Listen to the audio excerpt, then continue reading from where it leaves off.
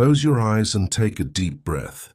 Today I invite you into a legend that echoes through the corridors of time, a tale where the golden dust of ancient palaces meets the chilling roar of monsters. We are traveling back to an age where the boundary between gods and mortals was as thin as a morning mist, a time of honor, betrayal, and the soaring heights of ambition. You will witness the rise of a prince who tamed the divine winds on the wings of a celestial steed, only to confront the shadows of his own destiny. This is more than just a story of a hero and a beast. It is a journey into the very soul of human courage and the inevitable weight of pride. Disclaimer: the visuals in this video were created using artificial intelligence. There are no bloody or disturbing scenes. However, some moments have been designed for cinematic and emotional depth. If you are sensitive to such imagery, please keep this in mind before watching. If you wish to join me on these mythic journeys, don't forget to subscribe to the channel, turn on the notification bell, and leave a comment below telling me which story you'd like to explore next. I look forward to sailing through these timeless tales together, one legend at a time. Take a deep breath, relax your mind, and let the rhythm of the waves guide you, wishing you a peaceful sleep. The epic of Bellerophon and Chimera, the exile who conquered the skies, begins now. Amid the dusty pages of time, at the very dawn of the heroic age, there rose a city on the fertile lands of Greece, Ephyra. This ancient city, which the whole world would later know as Corinth, shone like a jewel at the very heart of endless plains, where horses ran free, and of a strategic isthmus that bound two seas together. With golden wheat stalks rising above its marble walls, and turquoise waves breaking upon its shores, Ephyra stood as the earthly shadow of abundance and power. Upon the throne of this magnificent city sat King Glaucus, the son of the legendary Sisyphos, whose cunning had even tormented the gods, and whose intellect had bent immortals to his will. Glaucus was not only the ruler of a kingdom, but also the proud bearer of a vast lineage whose roots reached the gods themselves, a bloodline in which myth and reality, the divine and the mortal, were deeply entwined. Our story began in the high-ceilinged, incense-scented corridors of this kingdom, in those tranquil days when no monster's dark shadow had yet fallen upon the marble floors, and only splendor and songs of victory reigned with the birth of a prince.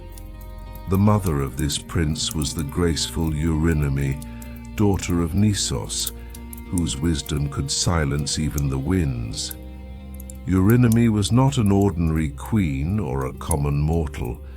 The unshakable goddess of wisdom and craft, Pallas Athena herself, had personally taught her all the ancient arts, the subtleties of strategy, and the deepest layers of reason and wisdom. Ancient sources told that with every step Eurynome took, a wondrous fragrance spread from her silvery garments, and from her eyes flowed a divine beauty that enchanted those around her and took hold of their souls. This extraordinary woman was the greatest treasure of the Corinthian palace, the city's most precious breath. King Glaucus had chosen her as his wife by the direct counsel of the goddess Athena, and had paid without hesitation vast herds of fattened oxen as the price for this sacred union. Yet the webs that fate wove with golden threads were far more complex and perilous than the fragile plans of mortal kings. Although King Glaucus had married the wise Eurynome, Zeus, the thunderous lord of the sky, had sworn an unbreakable oath that Glaukos would not have children born from a single father and a pure line. This divine will caused Poseidon himself, the mighty and fierce god of the seas who shook earth and sky, to intervene. Poseidon fell in love with the wise Eurynome at first sight, and captivated by the clarity of her mind, blessed by Athena, shared a union with her.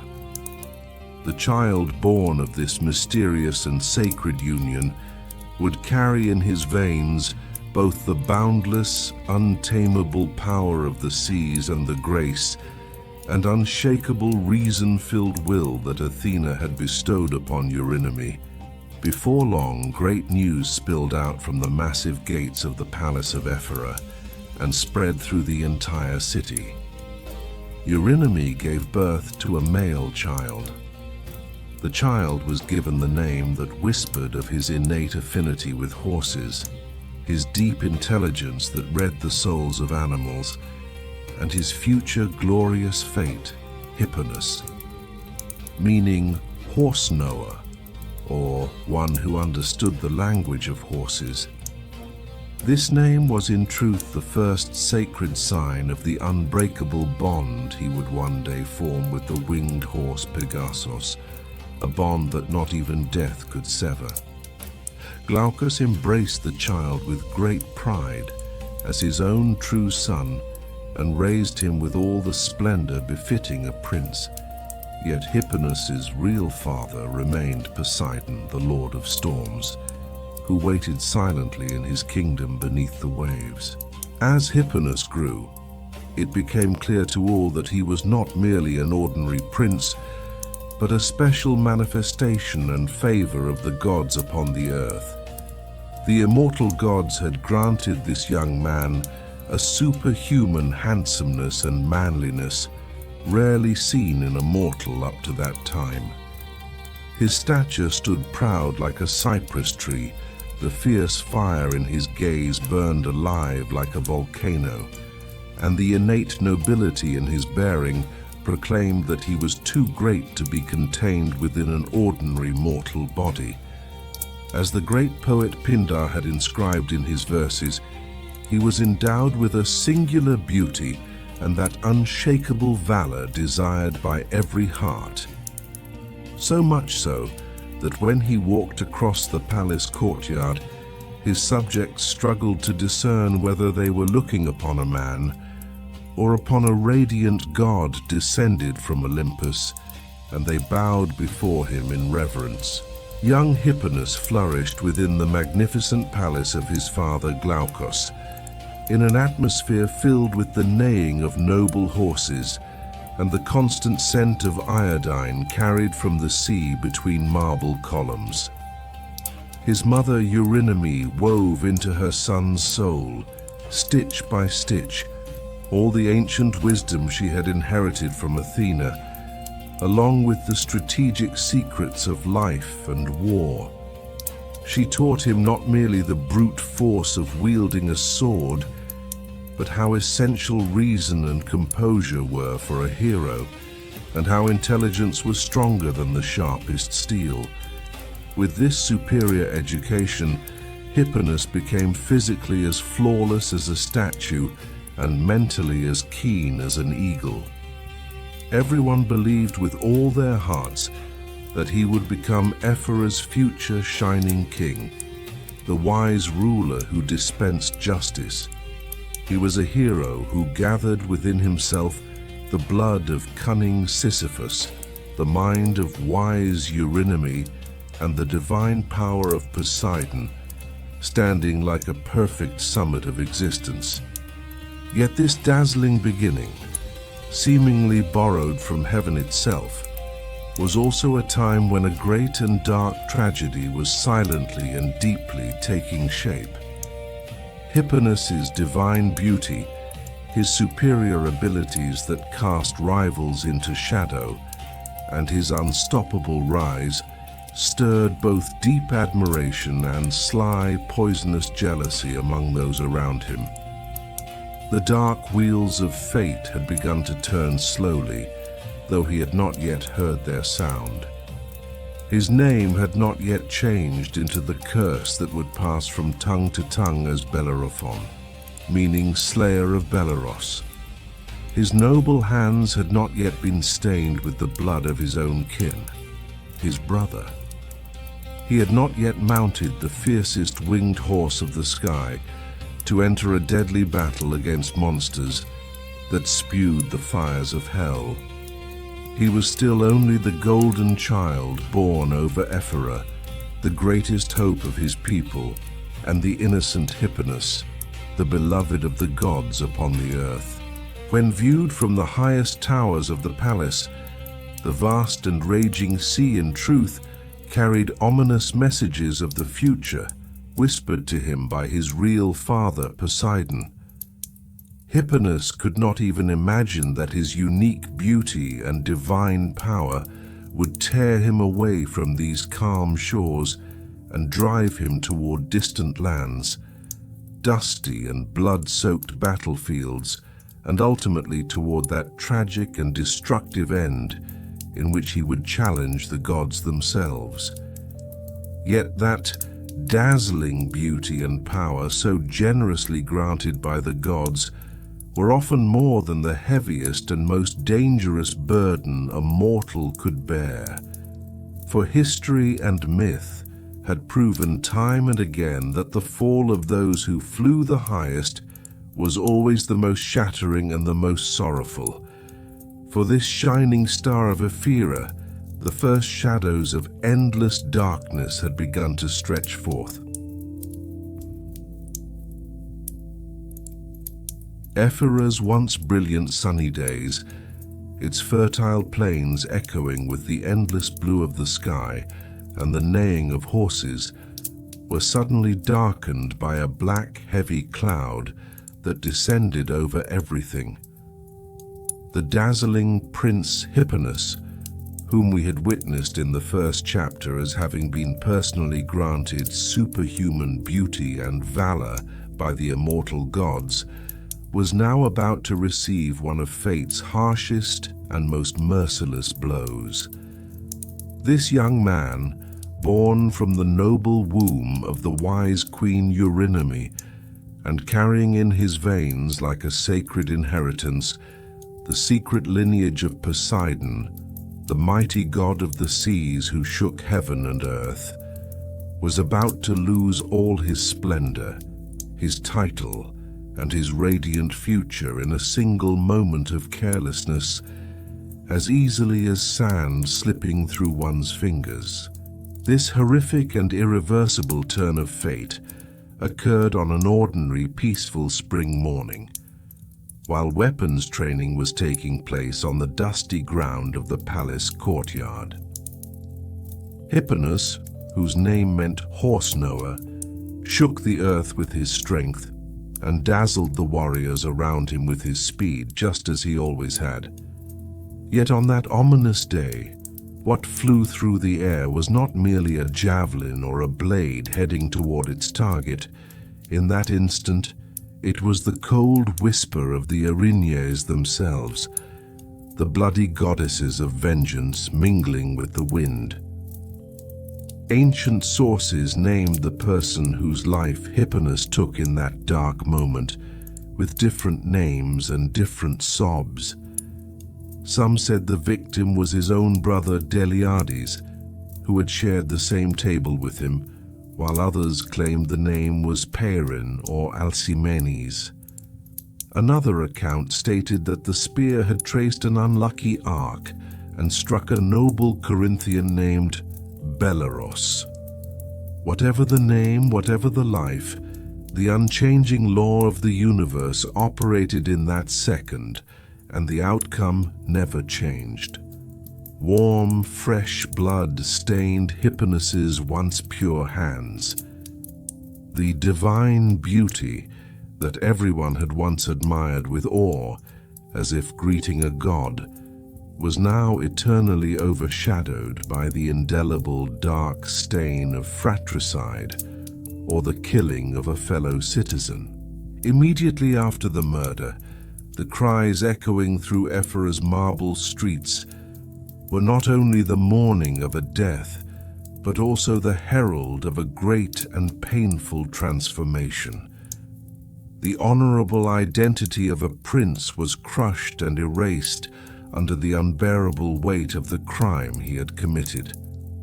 The people became afraid to speak the name of Hipponus, yesterday's favorite, or to walk the paths he had walked, for he had now violated sacred laws and had become a cursed murderer.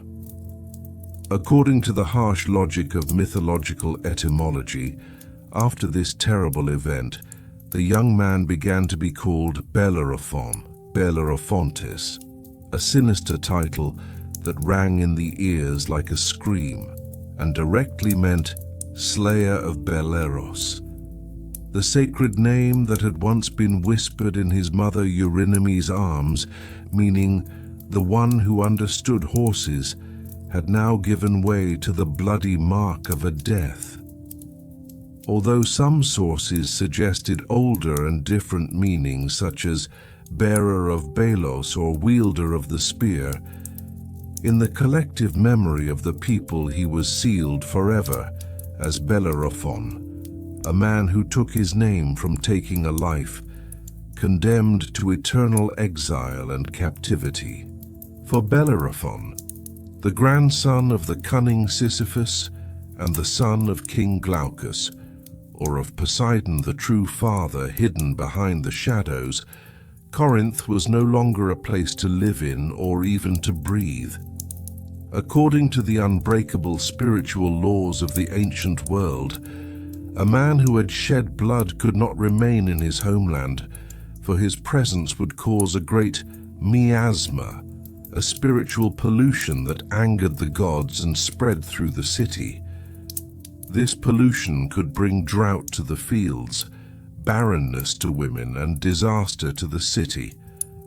The shadow of the innocent victim, whose bright life he had destroyed with his own hands, followed him like a ghost among every column of the palace and in every dark corner.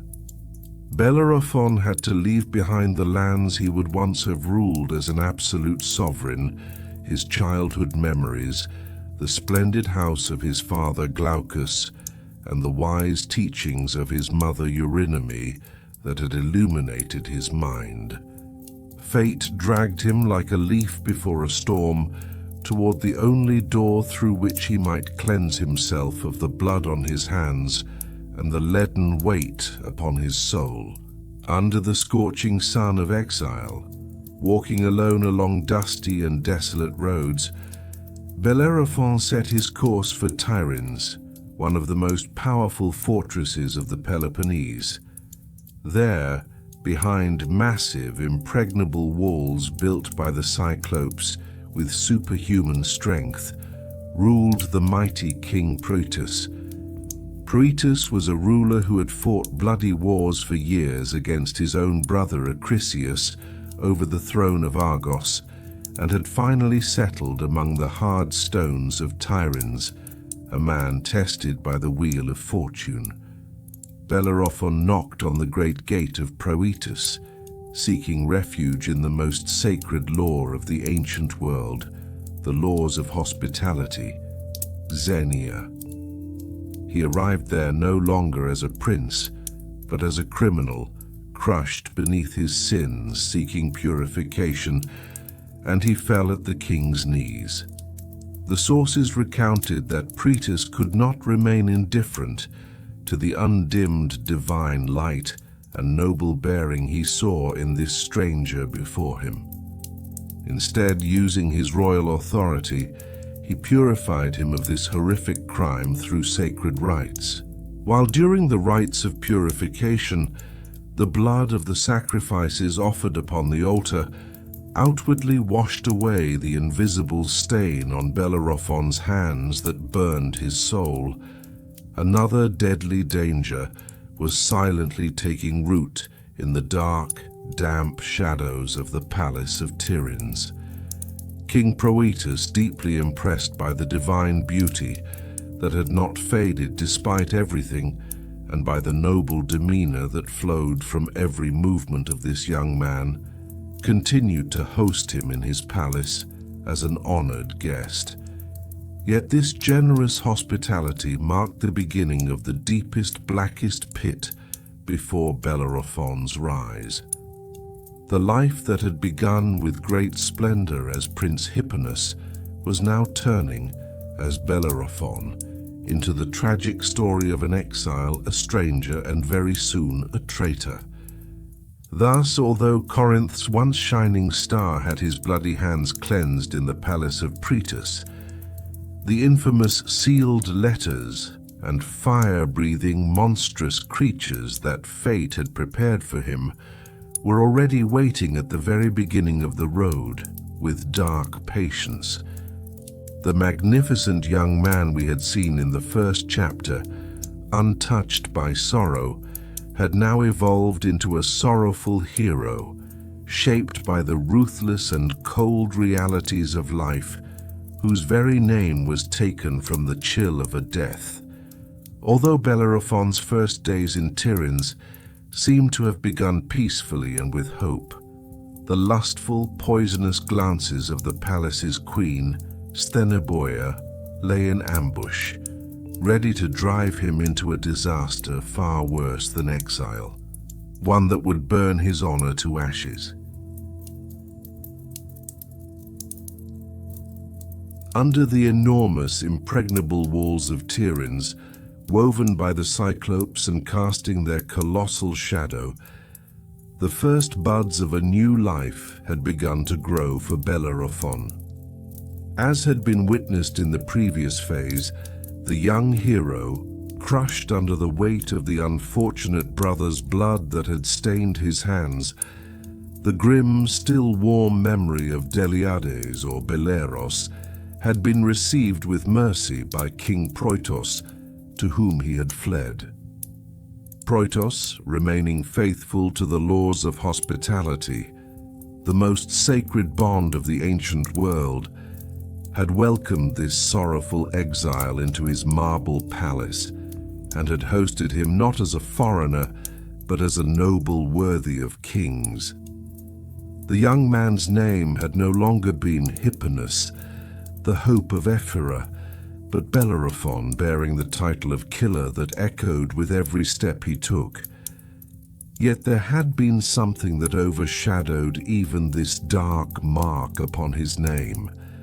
The famous superhuman handsomeness and virility that the gods had generously bestowed upon him had not faded, and it had shone upon him like a divine light, captivating every eye that beheld him.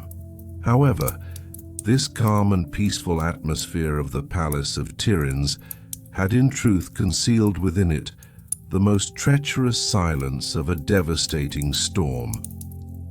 The queen of the palace, the ambitious Stheneboea, daughter of King Iobates of Lycia, also mentioned under the name Antaea in Homer's Immortal accounts, had been unable to take her eyes off Bellerophon from the very first moment he had stepped through the mighty gates of the palace. The queen had watched the young Titan's every movement with a secret dark admiration. The godlike grace he displayed while swinging his sword in the courtyard, the savage power of his dusty training sessions, and the noble dignity he carried at the evening meals. As the ancient sources had carefully recorded, the irresistible allure Bellerophon had carried had ignited within Stheneboea's heart an uncontrollable burning fire of lust that had turned virtue to ash.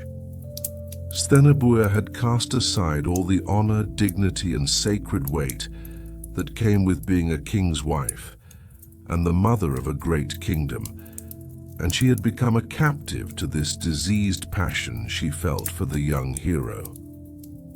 At first, she had tried to express her desire through fleeting glances in palace corridors and suggestive words whispered in dimly lit rooms.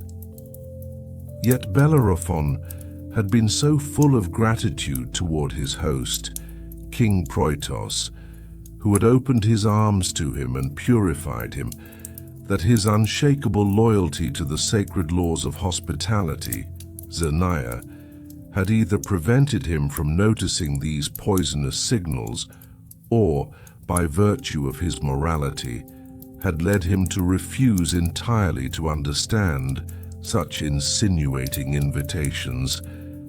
Bellerophon had not clung to the famed cunning of his grandfather Sisyphus, but to the nobility of Poseidon, his true father flowing in his veins, and to the honesty engraved upon his soul. This dangerous passion of the queen had turned into an obsession that grew with rejection, and finally, one midnight, it had transformed into an explicit proposal that no honorable man should ever have heard. Stheneboea had sent messengers to Bellerophon offering a secret meeting, and she had openly declared that she wished to share a forbidden union with him and that she was ready to violate the privacy of the kingdom. Yet Bellerophon, true to the rock-solid character that all mythological sources had described as honorable and virtuous, had rejected this immoral proposal firmly and decisively. He had not even entertained the thought of betraying King Proitos, who had cleansed him of blood and granted him life and a homeland, or of staining his loyalty. This honorable refusal had been not merely a disappointment for Stheneboea, but a crushing destruction of her pride, kneaded with arrogance. The poisonous thirst for revenge that had replaced love within seconds had driven the queen toward a horrific and irreversible plan. The dazzling prince she had once burned with desire for was now someone she wished to destroy with her own hands and bury beneath the earth. Casting aside her queenly elegance, disheveling her hair, Stheneboea had gone before King Proitos and had fabricated the infamous deadly slander, her face marked with lines of false terror. The queen had sobbed as she claimed that Bellerophon had attacked her like a beast, had cornered her against her will, and had attempted to violate her honor. Some accounts had even related that the queen had forced the king into a bloody choice by saying, "Either kill Bellerophon or die yourself." When King Proitos had heard these false confessions spill from his wife's mouth, the blood in his veins had boiled with rage. Yet he had fallen into a great and inescapable dilemma. Bellerophon had been a guest who had taken refuge under his unbreakable protection to cleanse the blood from his hands and had eaten his bread. In the belief system of the ancient world, spilling the blood of a guest had meant personally inviting upon oneself the terrible wrath of Zeus, the chief god, and the vengeance goddesses, the Erinyes, along with a curse that would last for generations. Proitos had both wished to cleanse his wife's, apparently, violated honor, and had feared to death being ruined before the gods by staining his own hands with the guest's blood. At this point, instead of carrying out a direct execution, Proitos had devised a cunning and extremely indirect assassination plan. He had summoned Bellerophon before him, and concealing the hatred in his gaze, had told him that there was a very important message of state secrecy that had to be delivered urgently to his father-in-law, King Iobates of Lycia. He had handed the young hero a tightly sealed, closed tablet. Bellerophon, once a glorious prince and now the victim of a slander, had accepted the task without realizing for even a moment that the tablet whose contents he did not know was in fact his own death sentence. Upon the tablet had been carved, ominous signs and deadly symbols, demanding that the king who received it immediately put the bearer to death. Thus, as Bellerophon had departed from the massive walls of the palace of Tiryns and had set sail toward the distant shores of Lycia, he had become not merely a messenger, but a sacrificial man, carrying his own decree of death upon his back. The queen's treacherous betrayal had sent our hero, after his first painful exile from Ephyra, on a second and far more dangerous journey, this time toward the unknown and perilous lands of Lycia. It had to be remembered that this young man, born as Hipponas and shining like a sun with divine beauty, had been rowing toward the unknown under the dark shadow of a slander, leaving behind a sorrowful king and a revenge-filled queen steeped in disappointment.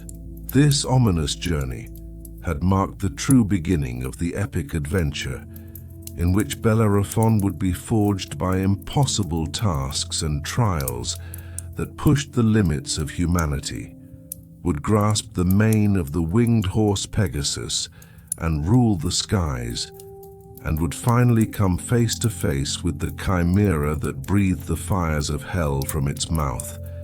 Yet for that moment, the young Bellerophon had been concerned only with fulfilling the sacred duty entrusted to him as a loyal guest, moving toward the waves of the sea completely unaware of the deadly command hidden within that folded tablet, which cried out to Iobates to remove this bearer from the world.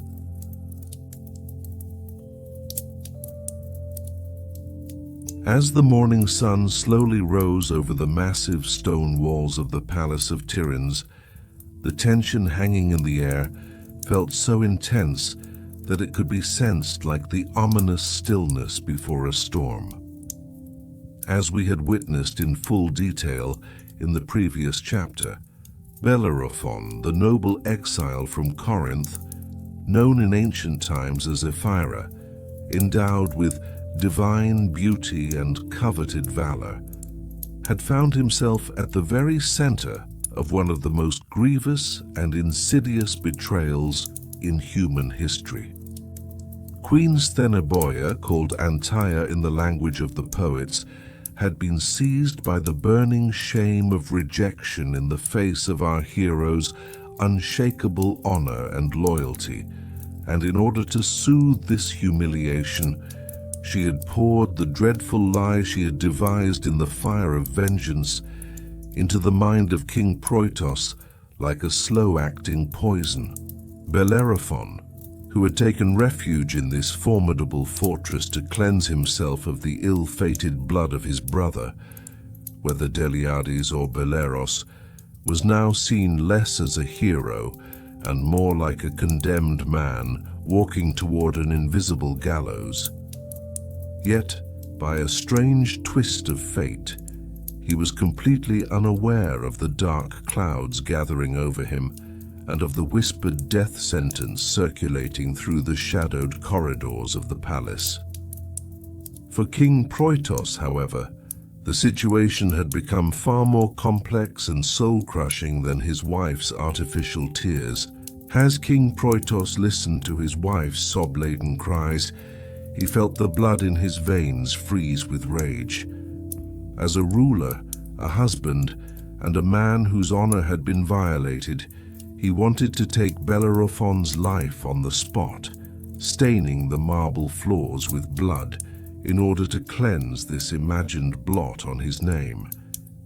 However, as the ancient sources emphatically stressed, a far older and divine force bound Proitos's furious hands and kept his sword trapped in its scabbard, the law of hospitality, xenia. In the ancient Greek world, once a guest entered a king's roof and shared his bread, he stood under that king's inviolable protection. To harm him meant to draw upon oneself the wrath of Zeus Xenios, lord of the sky and of the Erinyes, the avenging goddesses who never ceased pursuing the guilty as a curse that would last for generations. Proitos had personally cleansed this handsome exile of the blood on his hands, had seated him in the place of honor at his table, and had embraced him as a friend. To kill him with his own hands now would have been the most unforgivable crime against the gods. The sources recounted that Proitos had recoiled from committing such a bloody act with a trembling heart, crushed beneath the weight of the sacred laws. Trapped between rage and holy fear, the king could neither kill his guest nor resist his wife's relentless pressure of either kill him or you will die. In the end, he decided upon a cunning and indirect solution born of dark ingenuity. He would not kill Bellerophon with his own hand, but he would send him toward a death he was certain to walk into on his own feet. To set this treacherous plan in motion, Proitos withdrew into the dimly lit study of the palace. He took before him a folded wooden tablet, a rare, mysterious, and equally dangerous object for that time. This tablet would become one of the most infamous instruments of assassination in ancient literature, and would stand as the silent witness to the ominous message later known as the Bellerophontic letter. On the inner surface of the tablet, the king carved deadly symbols and ominous signs that only the reader could understand. These marks whispered coldly to the recipient that the bearer must be removed from the world at once. The essence of the message was a summary of betrayal and fabricated hatred. Please destroy the man who brings you this letter, for he dared to reach for my wife, your own daughter, and to trample her honor. Proitos sealed the tablet tightly and stepped out of his chamber into the courtyard, where the victim of fate awaited. When he summoned Bellerophon to his side, the young man standing before him carried in every fiber of his being the noble energy he bore from Poseidon and the clear intellect bestowed upon him by Athena. Looking at him with false trust and masked friendship, Proitos said that there were extremely urgent, secret and vital state documents that needed to be delivered to his father-in-law, King Iobates of Lycia. Filled with boundless gratitude toward the king who had cleansed him of the stain of fraternal blood, Bellerophon accepted the task without hesitation and with great loyalty. He did not know that the sealed tablet he held tightly in his hands was, in truth, the first and last words to be written on his own gravestone. As an honorable and virtuous man, he never wondered about the malicious signs inside the letter, nor did he even consider tampering with the seal out of respect for the honor of hospitality. Under the invisible yet protective wings of the gods, Bellerophon set sail upon the sea. The wind swelled his sails at great speed, carrying him from the deep blues of the Aegean toward the steep, forest-clad shores of Lycia. Throughout the journey, he felt not the physical weight of the sealed tablet against his chest, but the sacred honor of the trust placed in him and the responsibility he had been given by the king. At last, he set foot on the fertile lands of southwestern Anatolia, along the banks of the Xanthos River, whose waters flowed abundantly and shimmered with the color of the sun.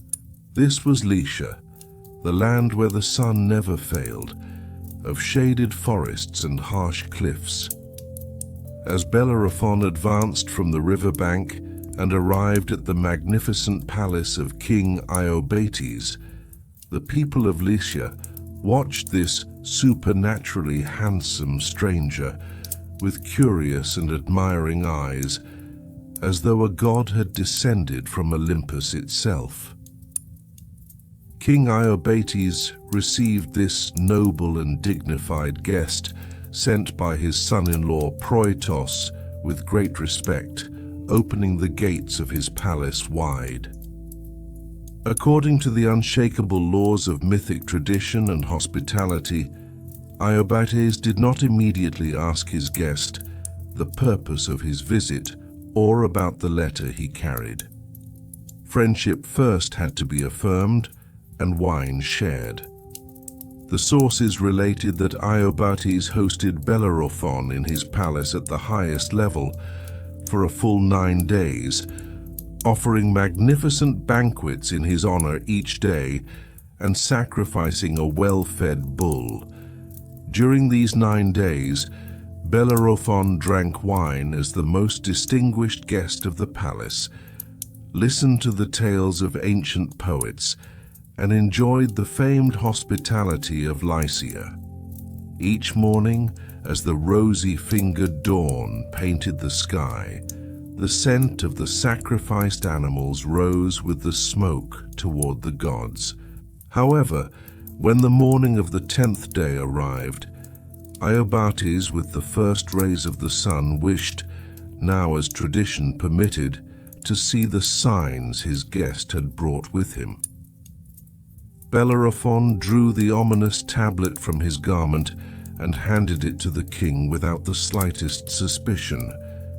The seal was broken, and the deadly symbols hidden within the wooden tablet were revealed. When Iobates read the message, he felt the blood drain from his veins in horror. His son-in-law Proitos was explicitly asking him to kill this young man.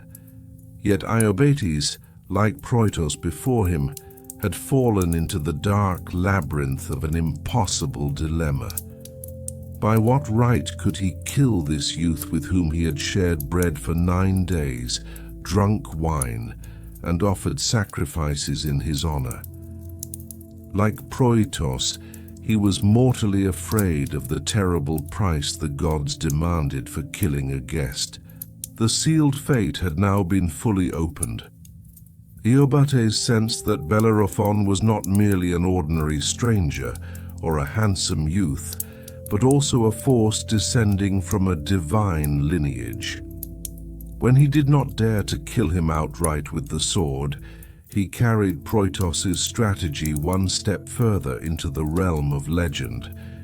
He would assign our hero a task so terrifying that no mortal could survive it or even approach it: to destroy the dreadful, fire-breathing monster Chimera, whose breath burned kingdoms and who ravaged the lands of Lycia. Thus, as Bellerophon took his first brave step toward the horror of that nightmare formed of a lion in front, a goat in the middle, and a serpent at the rear, the silent and ominous decree of the sealed letter drove him toward one of the greatest trials of heroism in history, toward that great battle where sky and earth would meet.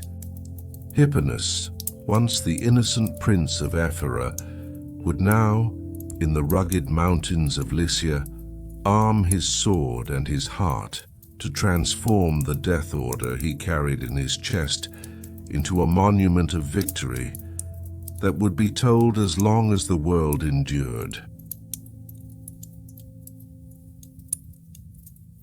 Bellerophon, who came from the turquoise waters of Ephyra and carried in his veins the noble blood of Poseidon, the shaker of the seas, arrived in Lycia, the new destination to which fate dragged him like a leaf before a storm, completely unaware of the deadly signs he carried upon his chest.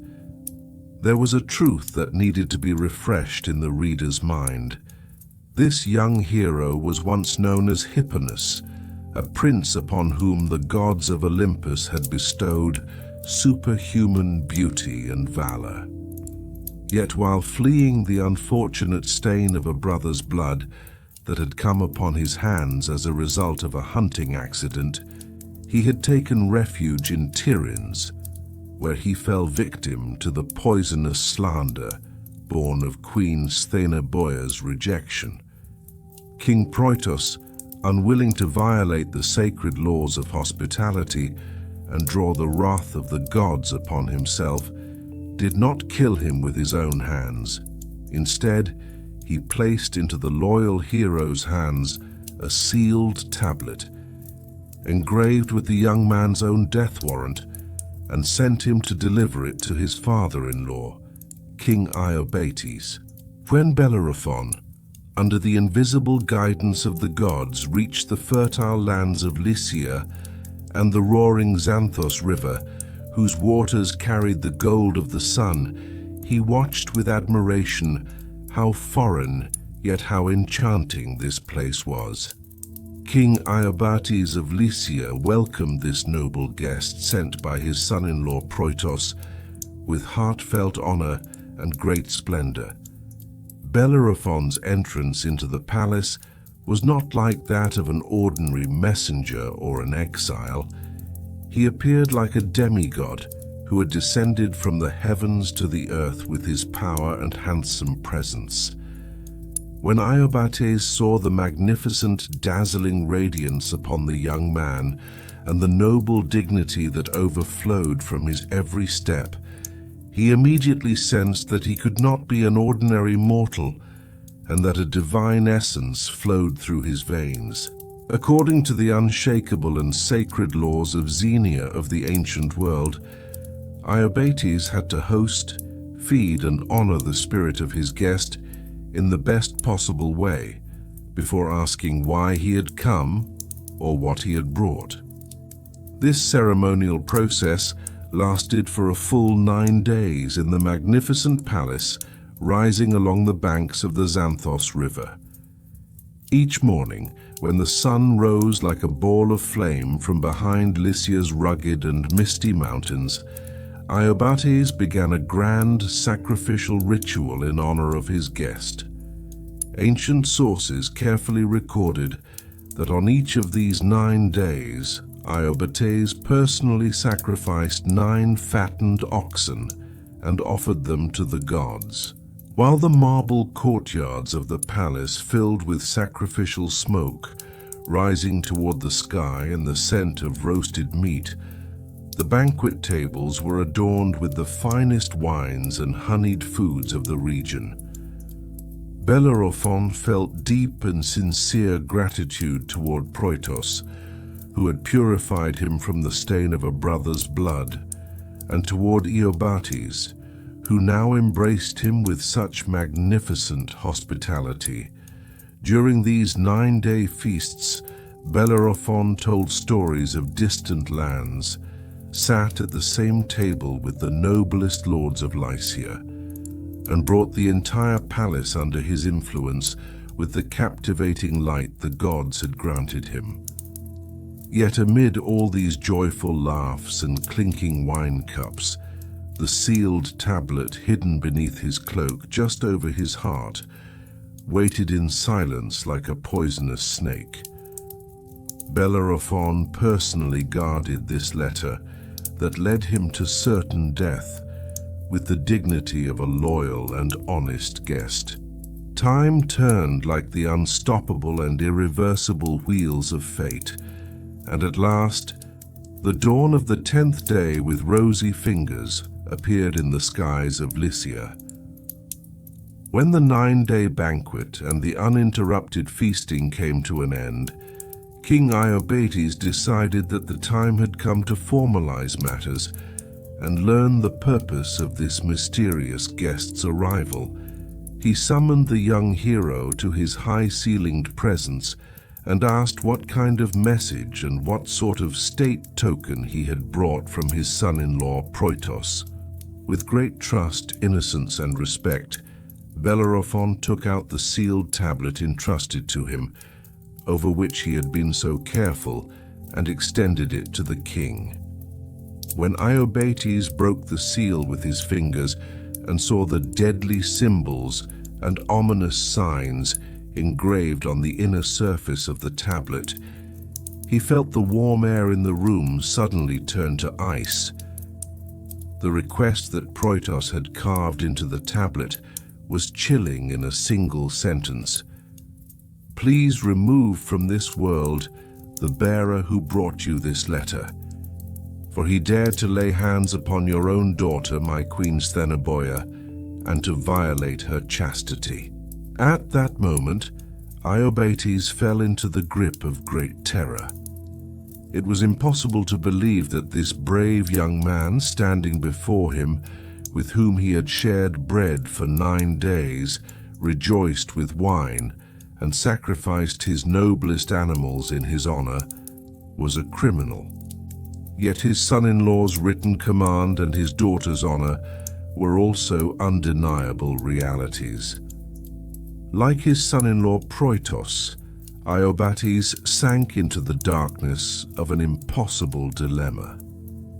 If he killed Bellerophon on the spot with his sword, he would slaughter a guest for whose honor he had just made sacrifices, and would personally invite upon himself the dreadful generations-long wrath of the Erinyes. But if he did not carry out this command, he would leave unprotected the violated honor of his son-in-law and of his own daughter, Stheneboea. As King Iobates closed the tablet in heavy silence, the light in his eyes as he looked at Bellerophon completely changed. Before him now stood not merely a handsome and noble guest, but a dangerous problem, whose very presence brought unrest to his kingdom, and from which he needed to rid himself as soon as possible. Yet sensing the powerful divine lineage that overflowed from Bellerophon, Iobates prepared a far more cunning, far more epic plan to avoid the divine catastrophe that a direct execution would bring. He would send him on that terrifying task where no human could survive or even draw near, and at which even the gods shuddered to look. Bellerophon's fate in Lycia was sealed forever with the reading of that ominous letter at the dawn of the 10th day. The king told him of the fire-breathing monster Chimera, which ravaged the region, turned villages to ash with its breath, and possessed the head of a lion, the body of a goat, and the tail of a massive serpent. By saying that this monster had marked the beginning of the end for many brave men, and that only a true hero could bring it to its knees, Iobates effectively invited Bellerophon to a suicide mission, to absolute destruction. Thus, the echoing joy of the 9-day feast gave way within seconds to the cold, rasping breath of death. Although Bellerophon still did not fully know the slander contained within the cursed letter he carried, he understood the magnitude of the trial awaiting him and the hidden hatred in Iobates' eyes. He was no longer merely an exile driven from his homeland. He was a candidate for heroism, walking toward the lair of the Chimera that spewed the fires of hell, ready to face death. This long journey, which once began as Hipponas, the shining star of Ephyra, was shaped by Stheneboea's dark lies and now turned toward confronting monsters, fire, and fate itself on the dusty, dangerous roads of Lycia. In the high-ceilinged audience hall of King Iobates of Lycia, on the morning of the 10th day, the echoes of the ominous tablet whose seal had been broken still resonated like a cold shiver along the stone walls of the palace. As had been traced step by step in the previous chapters, our hero, whose true name had been Hipponas, but who by a twist of fate had come to be called Bellerophon, slayer of Belleros, was then walking a narrow rope stretched between the dark abyss of death and the summit of glory. Carrying in his veins the noble blood of Poseidon, the shaker of seas, and shaped thread by the wisdom of Queen Eurynomé, this young man, a symbol of superhuman beauty and valor, had transformed the silent death sentence contained in King Proitos's sealed letter into an impossible heroic mission.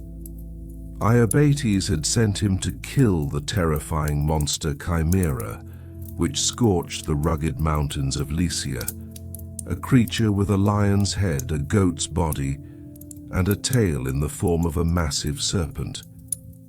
The king had held an unshakable belief that no mortal could survive that infernal fire, and he had regarded Bellerophon's departure as an absolute end. Before confronting Chimera's breath, which had turned the valleys of Lycia into heaps of ash, Bellerophon had been wise enough to grasp that such immense darkness could not be defeated by brute force alone, but only by a divine instrument and strategic superiority. Ancient sources had carefully recounted that, at this point, the hero had consulted the famous Corinthian seer Polyidus. Polyidus had been a wise guide who unraveled the hidden knots of time and fate, and who knew the language of birds that whispered the future. The seer had looked into Bellerophon's eyes and murmured that the only way to prevail against a terror that rose from the ground and devoured the world with fire had been to leave the earth behind and rule the sky. Polyidus's prophecy had been as sharp as a sword stroke. If Bellerophon wished to destroy the monster, he could succeed only by flying upon the back of the legendary winged horse Pegasus. Pegasus had not been an ordinary animal known to the earth.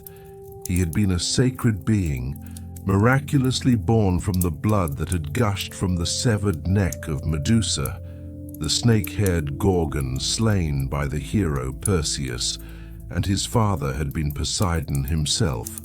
His wings had been faster than the wind, and his hooves had been powerful enough to make springs burst forth wherever they struck the ground. Yet Pegasus had been the wild and untamed spirit of the sky. Until that day, no mortal had managed to ride him or even to approach him. The seer Polyidus had not only told Bellerophon what he needed to seek, but had also given him a divine secret regarding how to obtain that miraculous being. He had urged the hero to go to the sacred temple of Athena, the goddess of wisdom and warfare, and to lie down to sleep there in hopes of divine aid. Following this profound counsel, Bellerophon had entered Athena's dim, incense-scented sanctuary. That night, as he had fallen into a restless sleep upon the temple's marble floor, he had been startled by a divine vision that shook his entire being. In his dream, Pallas Athena, protector of healing enchantments and invincible intellect, had appeared to him holding a gleaming golden bridle that outshone the light of the sun. Addressing the hero with a noble voice, the goddess had asked whether he was sleeping, calling him the prince of the house of Aiolos, and she had gently placed the enchanted object beside him. This bridle had been a celestial gift that tamed what was wild and united animal strength with divine reason. Through this act, Athena had been remembered forever as the horse-tamer Athena Chalonitis, and she had become the greatest divine support on Bellerophon's relentless journey. When Bellerophon had awakened with great excitement, he had felt in his hand the cold, heavy, and real presence of the solid gold bridle he had seen in his dream. This had been undeniable proof of the god's favor. He had then known that Bellerophon, son of Poseidon and the wise child of Eurynomé, had held the key to the sky in his grasp. With the golden bridle in his hand and a new hope in his heart, the hero had also sensed where he would find Pegasus. According to the sources, Pegasus had loved to drink from the sacred Pyrene spring in the citadel of Corinth, Ephyra, the place where Bellerophon had been born and where his memories were rooted. Bellerophon had approached those lands under the silence of night, lands where he had once been a cherished prince, but from which he had fled under the heavy mark of exile and the brand of killer. His heart had beaten like a drum, filled with the bitter sorrow of returning home and the thrill of the immense struggle that lay ahead. At dawn, as a thin veil of mist had wrapped the spring like a shroud, a great sound of wing beats that shook the world had been heard from the sky. Pegasus had glided down from the depths of the heavens like a flood of white light and had landed gracefully beside the spring. The horse had been so proud and so magnificent that Bellerophon had forgotten to breathe for a moment. As Pegasus had lowered his head to drink the cool water in that most vulnerable instant, Bellerophon had lunged forward like a shadow, holding the golden bridle. The winged horse, which until then had allowed no mortal touch, had grown strangely calm and peaceful when it had felt the enchanted, soothing power of the golden bridle offered by Athena. This object, imbued with the goddess's magic, had tamed the horse's wild spirit within seconds. For the first time in his life, Bellerophon had mounted the back of this celestial and divine being. When the hooves had left the ground and the vast wings had seized the wind with fierce force, Bellerophon had no longer been merely an exiled killer or a sorrowful outcast. He had risen to the rank of the rider of the sky, whose tale would be told as long as the world endured. This act of taming had not been the domestication of an ordinary animal, but the hero's complete union with his own divine heritage and destiny. Ancient sources had emphasized that Pegasus had sometimes been brought to Bellerophon by his true father Poseidon himself, or that he had been bridled through Athena's direct intervention. As Bellerophon had glided among the clouds upon Pegasus's back, he had understood in the depths of his soul why the seer Polyeidos had insisted upon this winged horse. Flames that rose from the earth and reduced kingdoms to ash could never reach a rider who soared through the sky like a hawk. Thus Bellerophon, gleaming like the sun within his bronze armor as he rode upon Pegasus, had begun to streak like lightning from the skies of Corinth toward the smoke-shrouded mountains of Lycia. The golden bridle in his hand had transformed the bond between rider and celestial horse into an unbreakable union of spirit. Now the threefold terror of Chimera, the lion's savage claws, the goat's infernal fire, and the serpent's deadly venom had become nothing more than targets for this divine archer, descending from the heavens. In this way, by the end of the chapter, the most critical and seemingly insurmountable threshold in Bellerophon's epic ascent had been successfully crossed. The reader was reminded once again that this hero, born as Hipponas in Ephyra, dazzling with divine beauty, and carrying his own death warrant in the land of his exile Lycia, had now been armed with Athena's intellect and Pegasus's wings. The next destination would be the mountains of Lycia, the heart of fire and death, and one of the greatest monster hunts in human history. Bellerophon had been gliding through the clouds toward his victory, ready to extinguish Chimera's fire forever with the wind of Pegasus. As the sun rose over Lycia's steep smoke-filled cliffs and deep valleys in a blood-red hue, a shadow gliding across the sky spread a fearful yet fragile hope over the scorched lands below. As had been witnessed step by step in the previous chapters, the hero whose true name had been Hipponus, but who had come to be called Bellerophon, meaning slayer of Belleros, because of fresh blood unjustly staining his hands through a tragic twist of fate, was now about to face the most horrifying trial of his mortal life. The noble prince of Corinth, endowed with what had been called superhuman beauty and valor, had carried the divine blood of Poseidon, the shaker of the seas, in his veins, yet he had fallen victim to a queen's poisonous slander. He had been exiled to Lycia and condemned by King Iobates to an impossible task that was considered certain to lead to his death.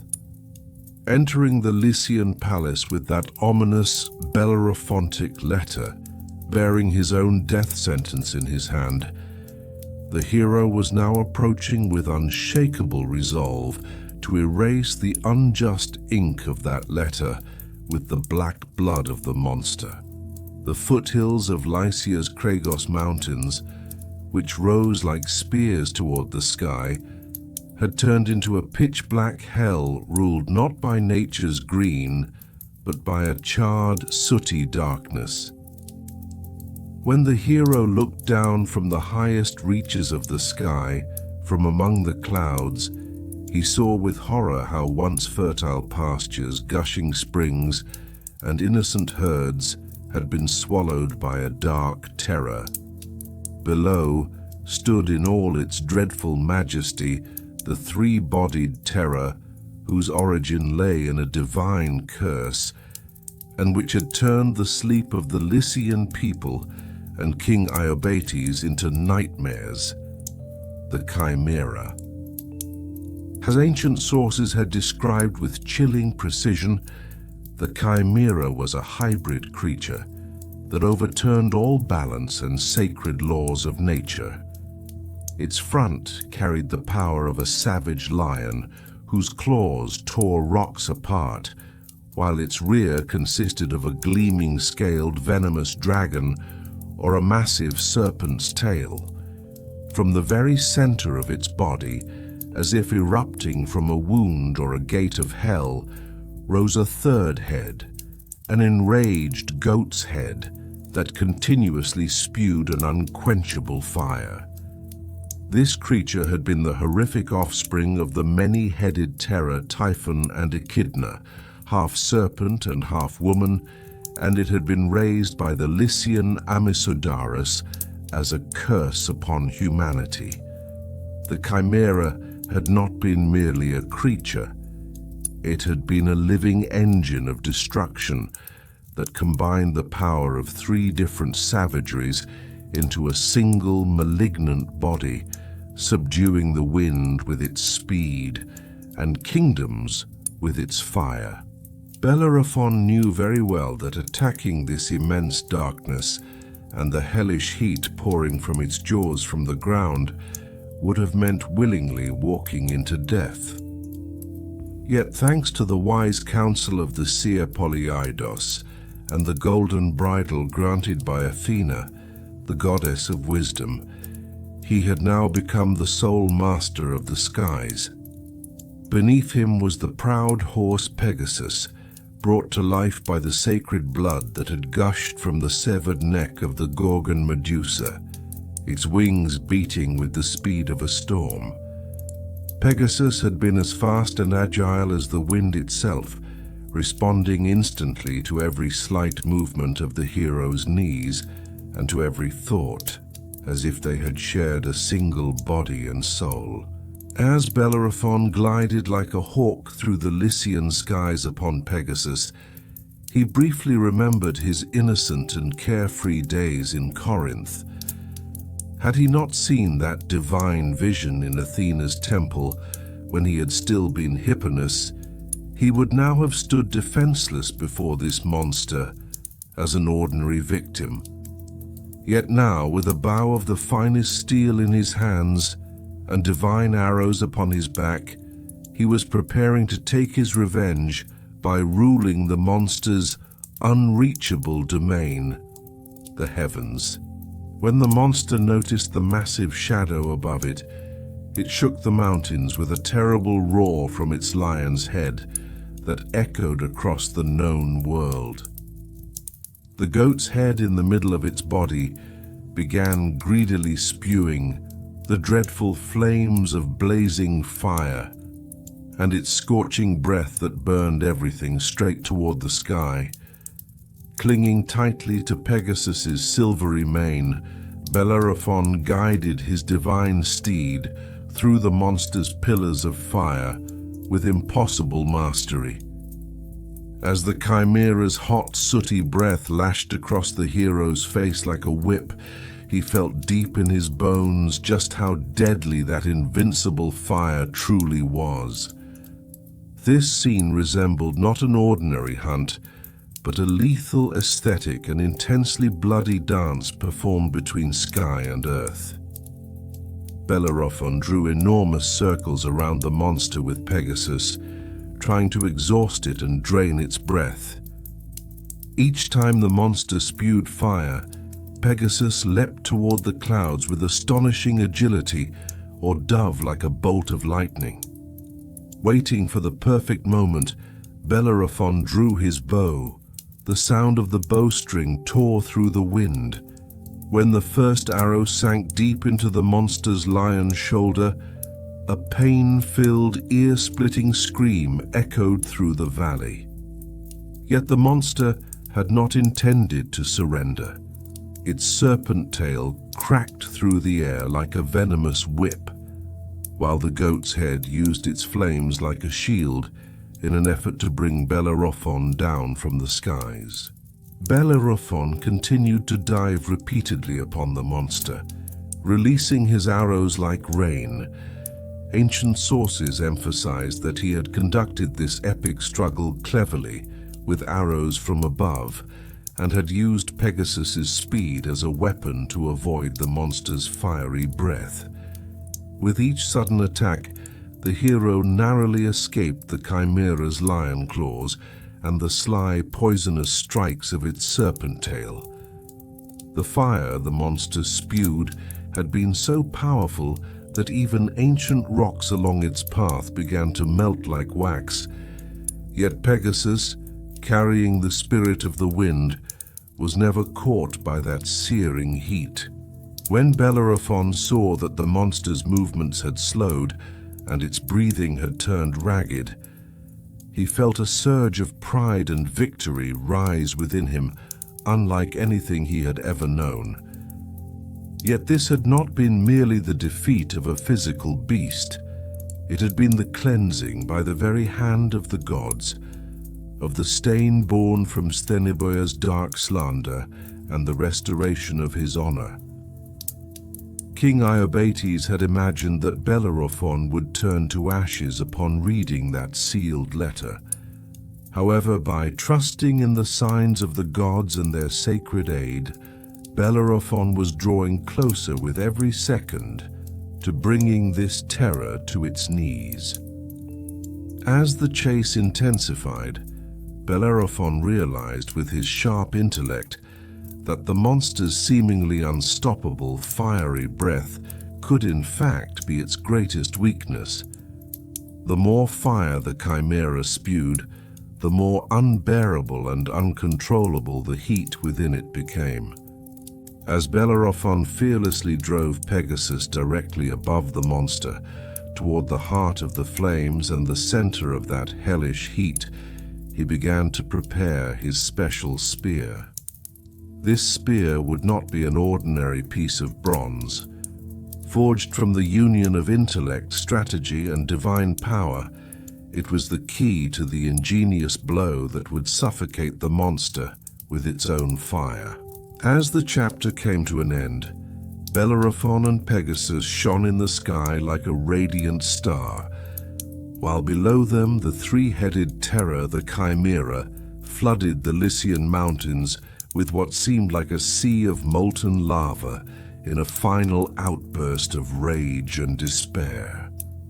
On this arduous journey that had begun with him as Hipponas and had continued with his exile as Bellerophon, the hero was now on the verge of becoming not merely a monster slayer, but an immortal legend watched with admiration and curiosity, even by the gods of Olympus.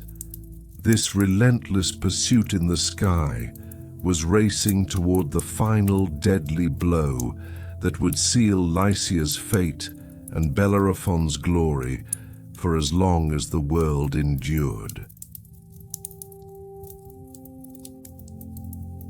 The sun had taken on a deep orange, even blood-red hue over the jagged cliffs of Lycia and the smoky, soot-darkened peaks of Mount Cragus, as if it had borne witness to an ancient tragedy.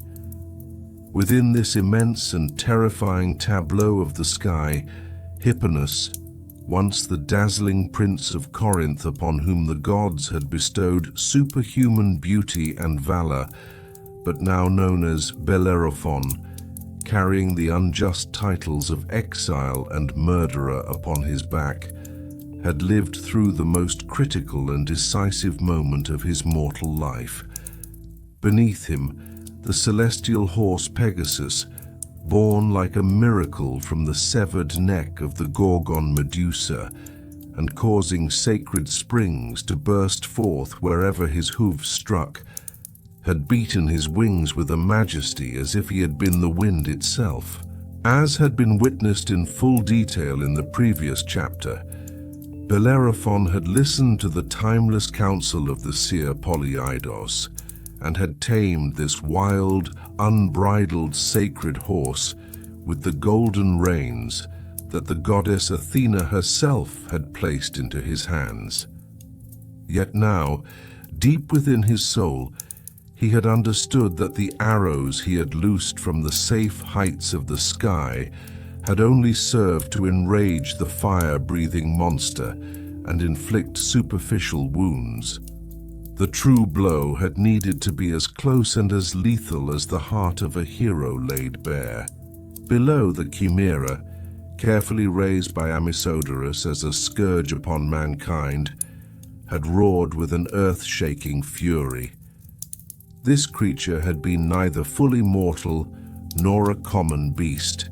It had been the dark, cursed offspring of the 100-headed Typhon and Echidna, half serpent and half woman.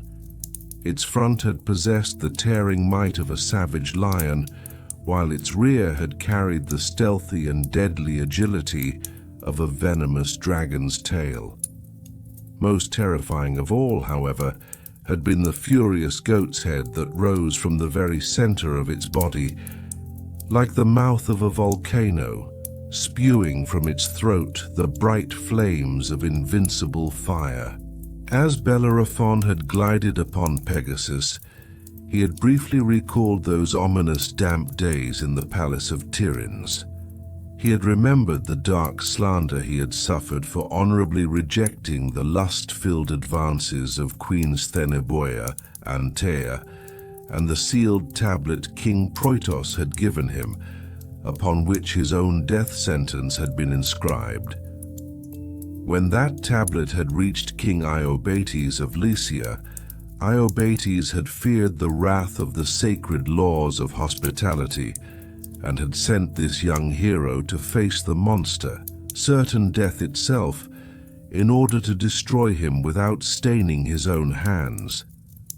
Yet Bellerophon had known that he could cleanse the stain of that unfortunate brother's blood, Deliades or Belleros, from his hands only by overthrowing this monster, and proving to the entire world that the gods stood at his side. As the hero had seen every rock touched by the monster's fiery breath melt away, and every patch of greenery turn to ash, he had realized that brute strength alone would not suffice against such supernatural terror. Ancient sources had recounted that, at this point, he had developed the ingenious tactic inherited from the goddess Athena. Bellerophon had taken a heavy block of lead and had fixed it immovably to the tip of his spear. This had not been an ordinary weapon of war. It had been part of a brilliant strategy that would turn the monster's very nature, its burning hellfire, into a weapon against itself. Pegasus, as if he had sensed the sharp resolve within his rider's mind, had climbed swiftly toward the coldest and highest reaches of the sky. As Bellerophon had filled his lungs with the freezing air above the clouds, he had gripped his spear until his fingers had turned white. The man once known as Horse Knower, Hubris, had now bound the fate of all Lycia to the cold metal at the tip of his spear. Bellerophon had forced Pegasus into a deadly dive straight toward the heart of the flames, directly above the monster. When the Chimera had noticed this shadow descending upon it like a flash of lightning from the sky, it had unleashed a terrifying storm of fire from the goat's head in the middle of its body.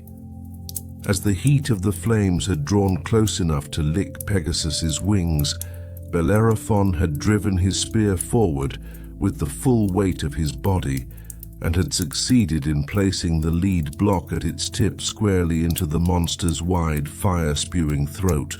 At that moment, the unyielding laws of nature had worked in favor of a hero. The invincible fire expelled by the Chimera had melted the lead at the spear's tip within seconds. The molten lead had flowed down the monster's throat like glowing liquid death, pouring toward its most vulnerable organs. The inner fire that had scorched the world had caused the metal placed by the hero to melt and had brought about the creature's own destruction. The molten lead had sealed the monster's airways like a plug, burning it from within and leaving it without breath. The Chimera had released one final, desperate roar from its lion's head, a sound that had shaken the earth and made the mountains tremble. Yet the liquid metal in its throat had silenced its voice and its breath forever. The three-headed terror, enslaved by its own fire, had collapsed onto the soil of Lycia with a thunderous crash. When the monster's massive, now lifeless body had lain motionless, a deep and sacred silence had settled over the valley. Bellerophon had descended slowly upon Pegasus's back, like a banner of victory. The abandoned exile, who had once carried his own death warrant in the palace of Iobates, had now stood at the monster's side as the savior of Lycia and a legendary hero, surrounded by the splendor of his triumph. This victory had not marked merely the physical death of a monster. It had also stood as undeniable proof that the gods had been at the side of Bellerophon's innocence and power. Sources had recounted that, after this impossible feat, Iobates had finally been forced to accept that Bellerophon had come from a divine lineage. Yet for the hero, this had been only one stage of a grueling path. The poisonous slander of Stheneboea had not yet been fully erased, and the cunning and jealous schemes Iobates had devised against him had not yet come to an end. Thus, as Bellerophon had held his spear and the silken mane of Pegasus, he had transformed into an immortal legend, shining across the skies of Lycia. The reader was reminded once more that this epic journey, which had begun with Hubris of Corinth, had melted in the dark shadow of a false accusation, like the lead at the tip of a spear, and had been reshaped into a monument of heroism. The next destination would have been other suicide missions, assigned by Iobates, such as battles against the Solomoi warriors and the warrior Amazons. For the king had realized that he could not destroy this divine power with his own hands, and had begun to seek ways to wear it down upon the fields of war.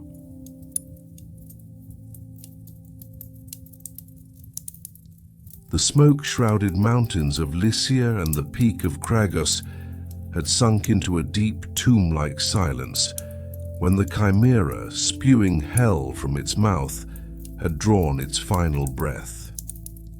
Yet this silence had not been a well-earned peace for our hero Bellerophon. Rather, it had been the harbinger of storms far harsher and far bloodier.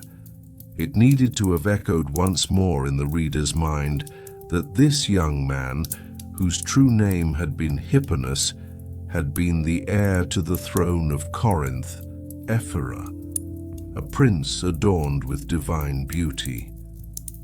Fate, however, had tested him through an accident that had stained his hands with fresh blood, whether that blood had belonged to his own brother Deliades or to the noble Belleros, and had condemned him forever to the name Bellerophon, meaning slayer of Belleros.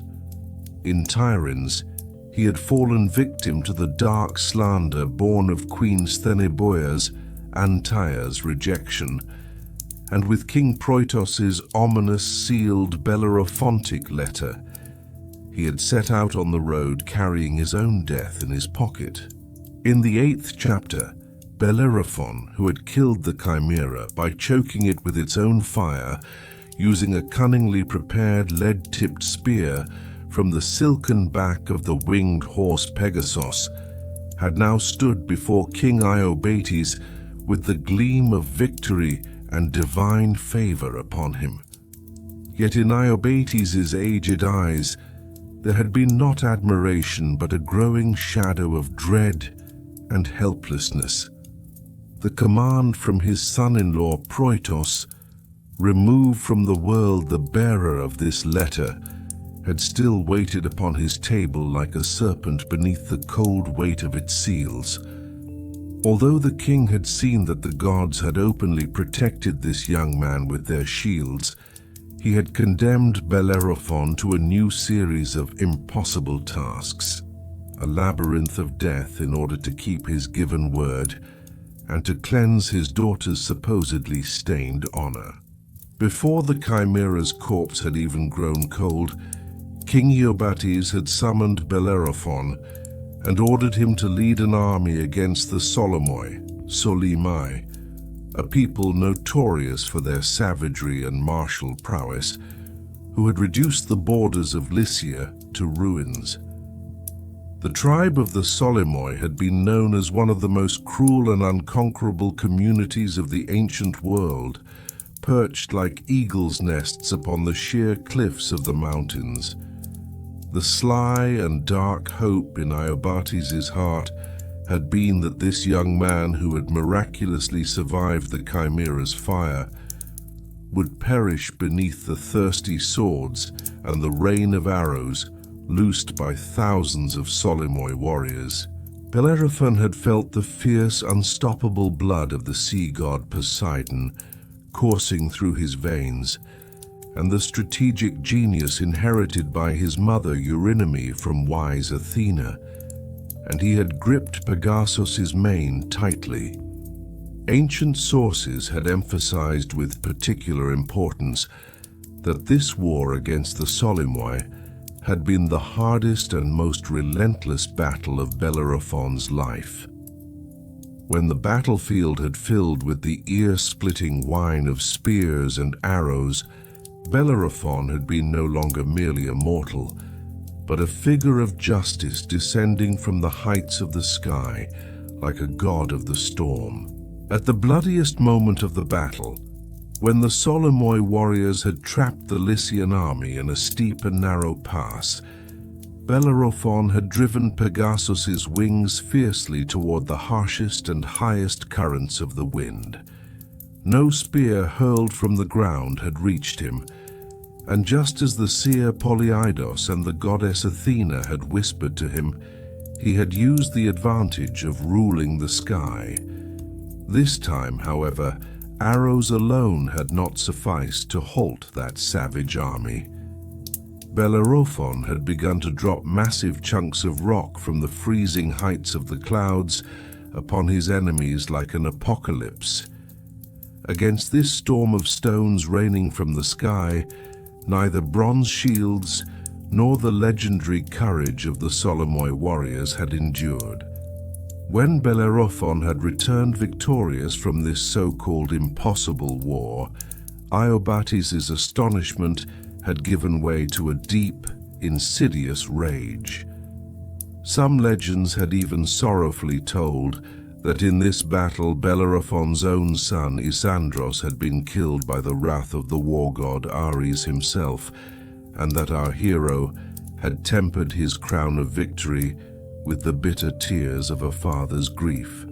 Even the victory over the Solomoi had not been enough to quell the dark ambition within Iobates. Although the king had no longer doubted that Bellerophon had come from a divine lineage, he had played his final card to fulfill the bloody command contained in Proitos's letter, the Amazons. Living along the shores of the Black Sea, the Amazons had been disciplined and savage women warriors, renowned for their ability to fight as peers of men, and they had been Iobates' new death trap. Sources had recounted that these women had made every sacrifice to perfect themselves in the arts of war, and had hurled their spears like lightning. When Iobates had sent Bellerophon against these women warriors, he had hoped that the hero would either succumb to mercy or be defeated before these peers of men. Bellerophon, however, had once again armed himself with his virtuous will, the strongest fortress of his honorable character. It needed to have been reminded to the reader that Bellerophon had carried in his mind like a shield the honorable day on which he had rejected Stheneboea's lustful proposal. Now he had again faced women, but this time not in the dim chambers of a palace, but upon a battlefield where dust and blood had mingled. Bellerophon had concealed himself like a phantom among the clouds upon Pegasus, and had glided down upon the Amazon host. The Amazons had been accustomed to subduing their enemies on the ground, but they had been utterly defenseless against a horse faster than the wind, and its rider coming from the sky. Bellerophon had repeated the formidable tactic that had proven itself in the war against the Solomoi, hurling massive rocks from above. This storm of stones released from Pegasus had shattered the Amazon ranks. Our hero had routed this powerful army of women without even laying a hand upon them, using the air superiority granted by his divine horse. After these two magnificent victories, Bellerophon had returned to Lycia as a savior, accompanied by the prayers of the people. For King Iobates, however, Bellerophon had become no longer merely a prospective son-in-law or a problem, but a colossal threat that shook his throne and authority. If monsters and invincible armies had not been able to destroy him, Iobates had resolved to write an end to this story with his own hands. The king had selected an assassination squad from Lycia's most elite and most ruthless warriors, and had ordered a treacherous ambush to be set for the hero on his way home. When Bellerophon, gliding upon Pegasus, had noticed this waiting betrayal, this entangling treachery below, the final drop of his patience and mercy had been exhausted. In the face of this insidious trap laid against him, he had cast aside all the virtuous restraint he had shown until then, and had annihilated every Lycian warrior in the ambush on the spot. Not a single man had returned home to carry word of this treachery. Some ancient sources had claimed that during this ambush, Bellerophon had prayed to his own father Poseidon, and that the god had drowned all his enemies by flooding the Xanthos plain with massive waves behind his hero. Bellerophon had no longer been merely a monster hunter or a murderous exile. He had transformed into an invincible demigod who subdued armies single-handedly and united the hidden powers of sky and earth. As Iobates had watched that magnificent radiance approaching through the sky from the balcony of his palace, he had hidden the letter in his trembling fingers. This young man, who had once been born as Hipponus and exiled as Bellerophon, had now carved open the path to the throne of Lycia and to the heart of Princess Philono by shattering the impossible tasks one by one. Yet it needed to have been remembered that the greatest of victories, ascent, had always carried with it the most dangerous poison lurking in the shadows: hubris. Bellerophon had won his victories, but the desire to stand equal to the gods had marked the beginning of his greatest and most tragic trial. Lycia's dusty roads and sun-scorched ancient passes were once again shaken by the clash of swords and cries of victory belonging to a hero. As had been seen at a breathtaking pace in the previous chapters, our hero, whose true name was Hipponus, but who, through a cruel trick of fate, had been condemned to the name Bellerophon, meaning slayer of Belleros, had emerged from every seemingly impossible trial with divine splendor.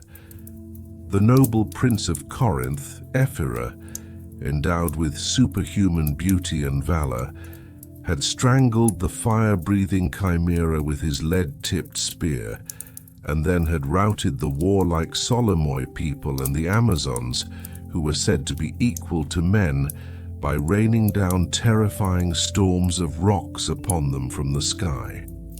Yet these victories had not been enough to calm the dark suspicion and fear in the heart of King Iobates of Lycia.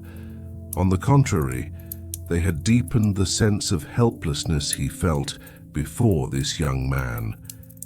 It had to be emphasized to the reader that Bellerophon's presence in Lycian lands had been the result of that ominous, sealed, Bellerophontic letter given to him by King Proitos, on which the command, "Remove this bearer from the world," had been inscribed. When King Iobates received word that Bellerophon had returned victorious from the Amazon campaign without suffering a single wound, he appeared to understand that fate could no longer be bargained with. Yet the bloody demand of his son-in-law Proitos and the trampled honor of his daughter Stheneboea still wandered through his conscience and the palace corridors like a shadow. If monsters and savage tribes could not destroy this youth, then the most elite and most ruthless unit of his own army had to bring this bloody business to its end. Iobates secretly selected the bravest and mightiest warriors of Lycia and ordered them to set a treacherous ambush in the narrow and steep pass that the hero had to cross in order to return to the palace. As Bellerophon glided through the air on the winged horse Pegasus, he appeared not as a mere rider, but as a fragment of the sky itself torn loose and sent forth. Yet this time, the narrow gorge where the ambush had been laid had been chosen so strategically that even an attack from the air could have had limited effect. The elite Lycian soldiers sprang out like shadows from behind the rocks the moment the hero entered the pass and launched an attack from all sides. However, as ancient sources admiringly stated, Bellerophon displayed perfect prowess, and did not fall into this ambush. Instead, he cut down every one of those elite warriors who had been sent to kill him with great fury, leaving not a single man alive. None of those who had set the ambush had even a single breath left with which to go to Iobates and tell what had happened. When Bellerophon realized that those who had tried to kill him were the personal men of the Lycian king himself, he completely lost the honorable composure he had worn like armor until that day. Now fully certain of Iobates' treacherous intent, the hero began to advance toward the palace like a storm. When Iobates learned that his ambushing soldiers had also been destroyed, he made one last desperate move and sent the palace guards against the hero.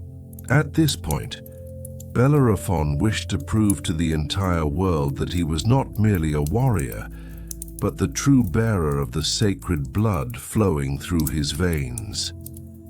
The sources repeatedly emphasized that Bellerophon's true father had been Poseidon, lord of the seas and shaker of the earth. In order to stop the army advancing upon him and the injustice done to him, Bellerophon dismounted, knelt, and prayed to his father Poseidon. The god of the seas did not leave his son's rightful cry unanswered. Poseidon flooded the plain and river of Xanthos, Kunik, with such great fury that a massive wall of water, following every step of Bellerophon from behind, began to swallow the entire army and the plain before it. The water followed every place the hero stepped like a shadow, routing the Lycian soldiers and sweeping them toward the palace. This was the clearest, most terrifying, and most indisputable proof that Bellerophon had come from a divine lineage. When the foaming waters pressed up against the massive gates of the palace, the people of Lycia faced total annihilation.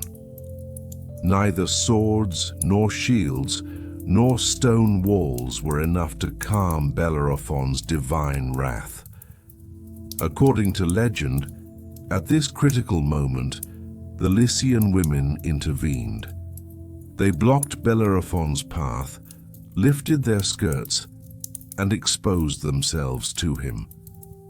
Faced with this unexpected, shocking, and shameful act, Bellerophon, known for his virtuous and honorable character, averted his gaze and decided to withdraw. This moment of respect and modesty caused the foaming waters to slowly return to their bed as well. As King Iobates watched what was happening from the palace tower while trembling, he could no longer deny the truth. Bellerophon was not merely a hero who had killed the Chimera, he was a powerful divine stock, directly supported by the gods themselves, one who could command even the seas. When the waters receded, the king summoned the hero into his presence. This time, however, he held not a sword, but that ominous letter. Iobates showed Bellerophon the sealed tablet that had come from Proitos, and confessed one by one the lies of his daughter Stheneboea and the execution order of his son-in-law. Admiring both Bellerophon's unshakable power and the virtue he had shown despite so much betrayal against him, the king asked him to remain in Lycia and become a partner in his kingdom. He was no longer an unfortunate foreigner sent to his death, but the king's greatest ally and protector. Iobates married his younger daughter Philono to Bellerophon in a grand ceremony. In addition, he left him half of the Lycian kingdom and granted him as property the region's most fertile lands, filled with vineyards and fruit orchards. Thus, this phase in which a hero reached his highest point came to an end with great victory and honor. Hipponus, the exiled prince of Corinth, now sat upon his throne in these lands, where he had once carried his own death warrant in his bosom, as an heir to the king and the most favored servant of the gods. Yet Hubris, the darkest and unchanging law of mythology, waited like a treacherous serpent among the clouds, just behind those who stood so close to the summit.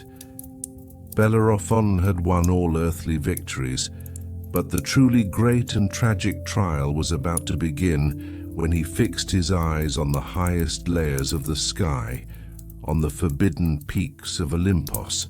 As the cool winds of Xanthos drifted through the windows of Bellerophon's newly established home, the hero stroked the mane of Pegasus and looked toward the sky. Lycia was now at peace, but the sky had not yet answered all of his questions. The next act of fate was about to be set far above the clouds, at the table of the gods. These peaceful days of Bellerophon were soon to give way, along with the sound of Pegasus's wings, to the most famous fall in history. The war cries that had once echoed across the dusty roads of Lycia and the steep cliffs rising in the sun's embrace finally gave way to the whisper of the wind and a deep, tranquil silence. As had been witnessed in all its terror in the previous chapter, our hero, whose true name had been Hipponus but who had come to be known as Bellerophon, meaning the slayer of Belleros, because of the tragic fate that had led him to accidentally kill his own brother Deliades, or the noble Belleros, had managed to emerge alive from the darkest and most treacherously devised ambush of his life, with divine splendor. It had needed to be emphasized to the reader that this noble prince of Corinth, Ephyra, endowed with superhuman handsomeness and valor, had fallen victim in Tiryns to the poisonous slander born of rejection by Queen Stheneboea and Tyre, and had been deliberately sent to what amounted to certain death by King Proitos. Carrying in his hand that ominous Bellerophontic letter, his own death warrant, as if it had been a ray of hope, this young man had overthrown the fire-breathing Chimera, had subdued the barbaric Solomoi people, and had routed the warrior Amazons. Yet King Iobates of Lycia, in a final treacherous move meant to fulfill the command of his son-in-law Proitos to remove the bearer of this letter from the world, had unleashed his most elite soldiers against the hero. When Bellerophon returned in victory from that bloody ambush arranged by Iobates, leaving not a single man alive, and stood before the massive gates of the palace, a reverent awe mixed with fear reigned within the Lycian court. Watching from the high balcony of his palace as this invincible figure glided like a beam of light upon the winged horse Pegasus, King Iobates realized that he had struck the unshakable wall of truth and could no longer deny it. Bellerophon had not been merely a monster hunter who wielded a sword or a skillful warrior. He had been a legendary being who acted by trusting in the signs and sacred guidance of the gods, protected by the sky and the seas themselves. Some ancient sources emphasized with great reverence that he had been the true son of Poseidon, the mighty, earth-shaking god of the seas, and that his father had protected him by covering the plain of Xanthos with vast waters like a shield. King Iobates finally accepted deep within his heart that noble blood from a powerful divine lineage flowed through this young man's veins.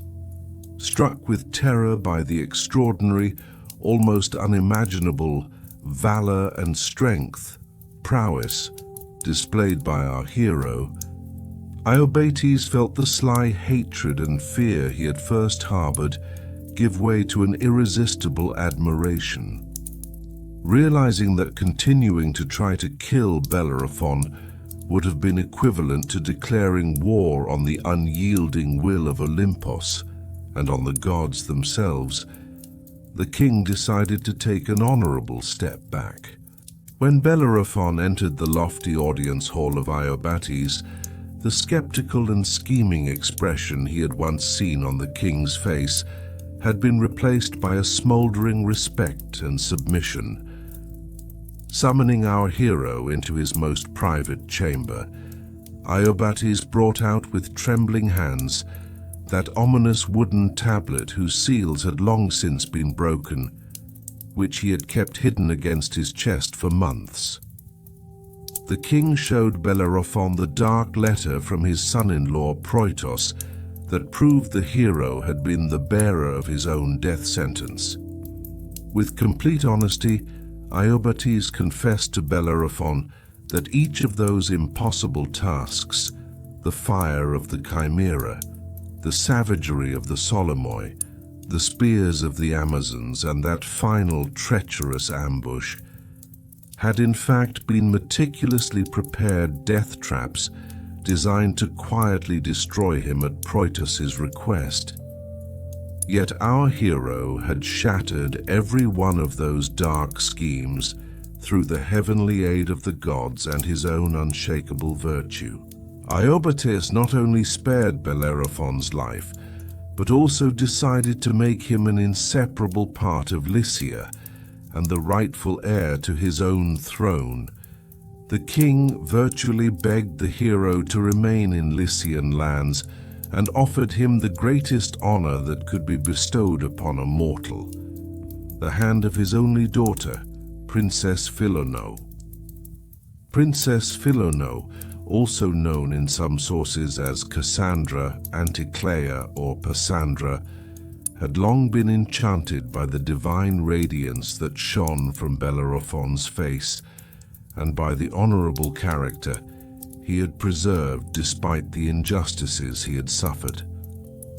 This sacred marriage marked not only the restoration of Bellerophon's damaged reputation, but also the final end of all the sorrows brought by the poisonous slander he had endured in Tiryns and by his life of exile. The wedding feast was celebrated with unparalleled splendor on the banks of the Xanthos River, whose waters carried the gold of the sun, in the Lycian lands where the fire of the Chimera had been extinguished forever. With great dignity, King Iobates granted his son-in-law half of his kingdom and all royal prerogatives, kingly privilege. Bellerophon was no longer a displaced fugitive or an ownerless exile. He was the most powerful partner of Lycia and its sole future absolute ruler. The people of Lycia likewise welcomed their king's wise decision with great enthusiasm and prayers. Seeing Bellerophon as the savior of Lycia, the people and the noble aristocracy allocated to him the most distinguished lands of the kingdom, Temenos, for his perpetual use. These estates had been chosen from the most fertile plains of Lycia, from places where abundance overflowed. A vast property filled with fruit orchards, tilled fields, and vineyards adorned with heavy clusters of grapes was placed under our hero's just governance. Bellerophon was rebuilding, on these sunny and peaceful shores of Anatolia, the splendor of the palace in Corinth that he had once been forced to abandon because of the unfortunate blood that had stained his hands, now in an even more magnificent form. From the sacred and loving union of Bellerophon and Philono, 3 noble children were born, heralding the future of the kingdom: Isandros, Hippolokos, and Laodamea. Laodamea would later be with Zeus himself, the king of the gods, and would give birth to Sarpedon, the legendary hero of the Trojan War. Hippolocos would become a mighty father who would continue the Lycian lineage with nobility. In this golden period of his life, Bellerophon stood at the absolute peak of happiness, power, and honor. With the wind of Pegasus beneath him, a loving wife at his side, and the unshakable support of Olympus behind him, he was now one of the greatest and most untouchable heroes of the ancient world. Thus, as this chapter came to an end, the painful story of Bellerophon's rise was completed in its most radiant form.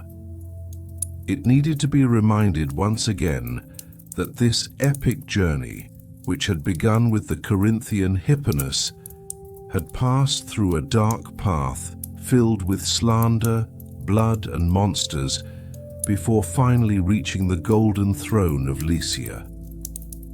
Bellerophon had transformed that deadly letter given to him as a death trap into a banner of victory and a royal seal with his own hands.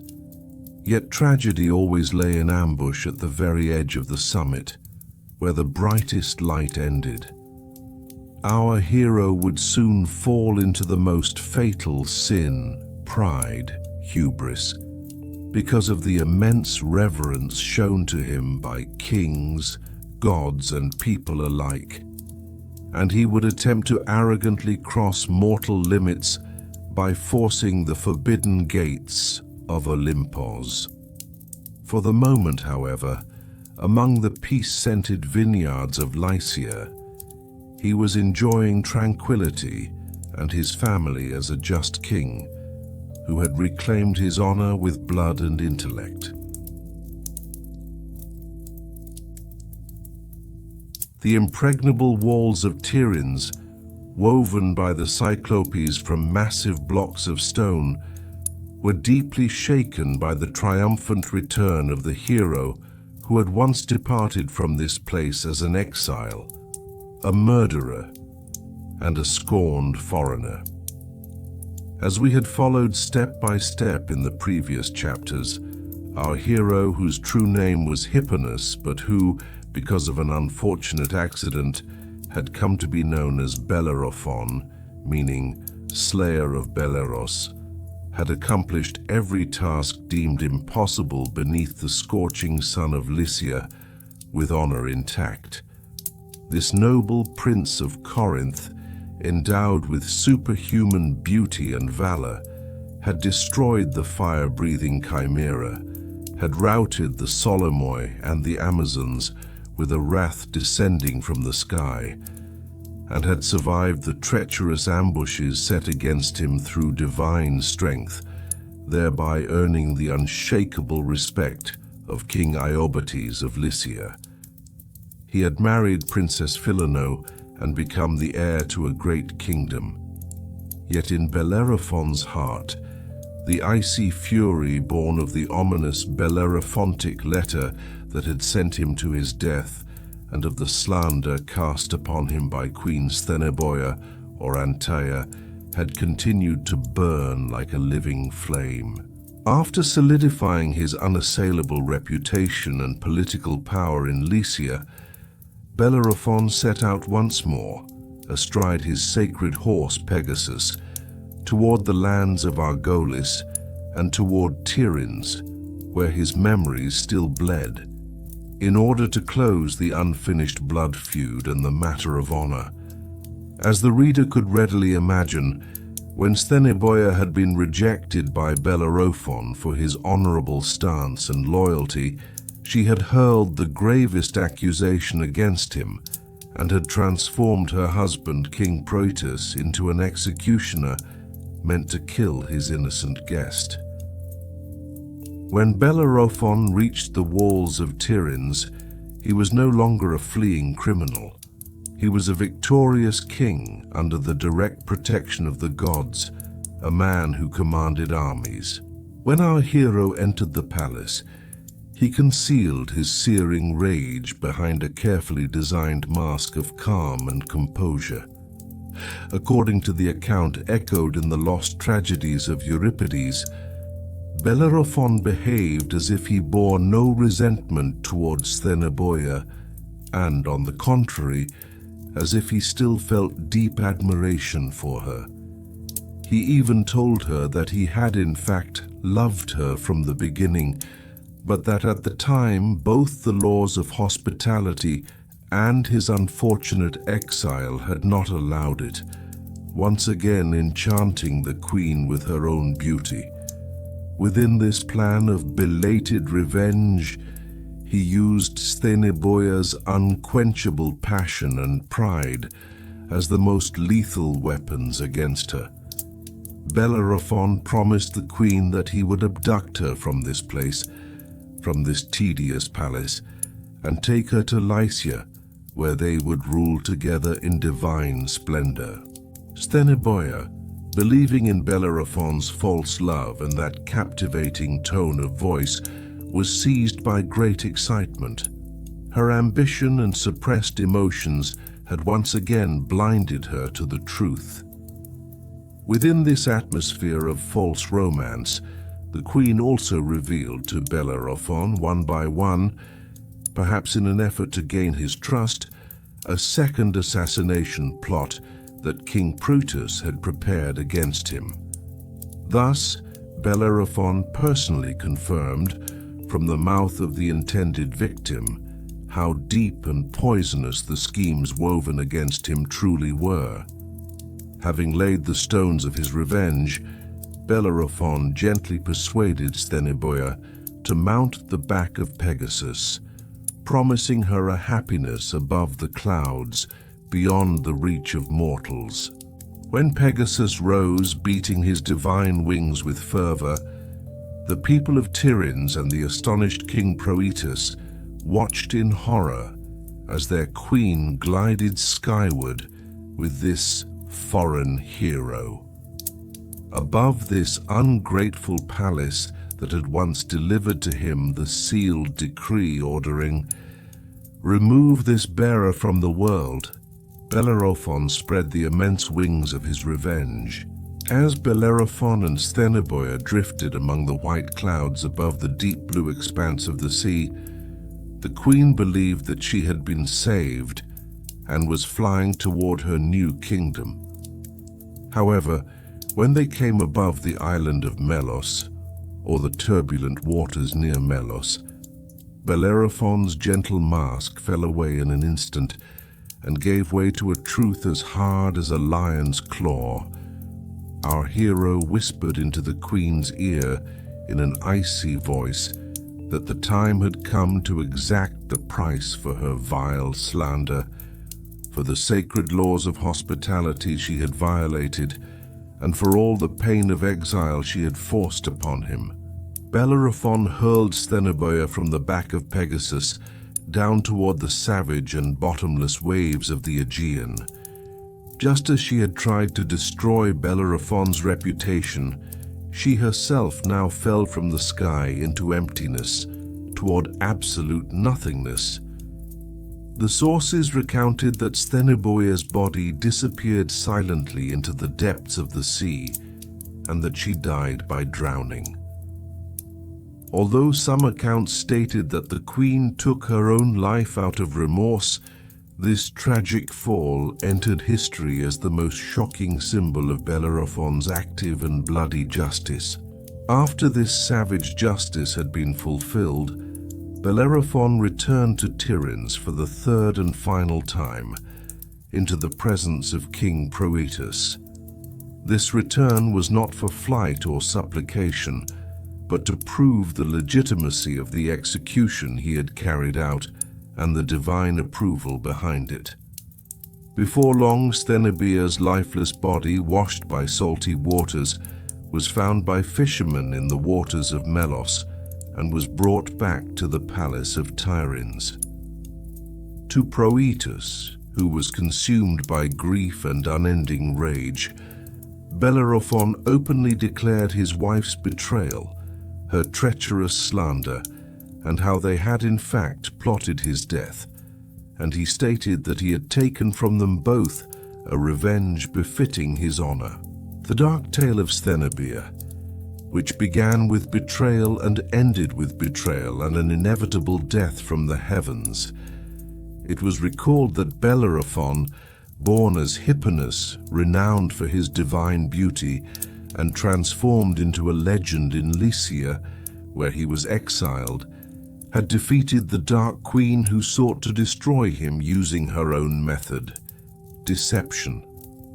However, this ruthless and proud victory further inflamed the most dangerous poison in Bellerophon's soul, his pride, and opened the doors to an even greater tragedy awaiting him, his attempt to fly to the forbidden peaks of Olympus. The heavy calm that ruled over the fertile lands of Lycia, over vineyards laden with weighty grape clusters and endless wheat fields crowned with golden ears, was, in truth, the very embodiment of that uncanny, silent, and deceptive stillness before a storm. Hipponas, once the dazzling prince of Corinth, Ephyra, upon whom the gods themselves had bestowed superhuman beauty and valor, had now reached the most dizzying and exalted peak of mortal power and earthly glory, known across the ancient world with awe and fear by the name Bellerophon.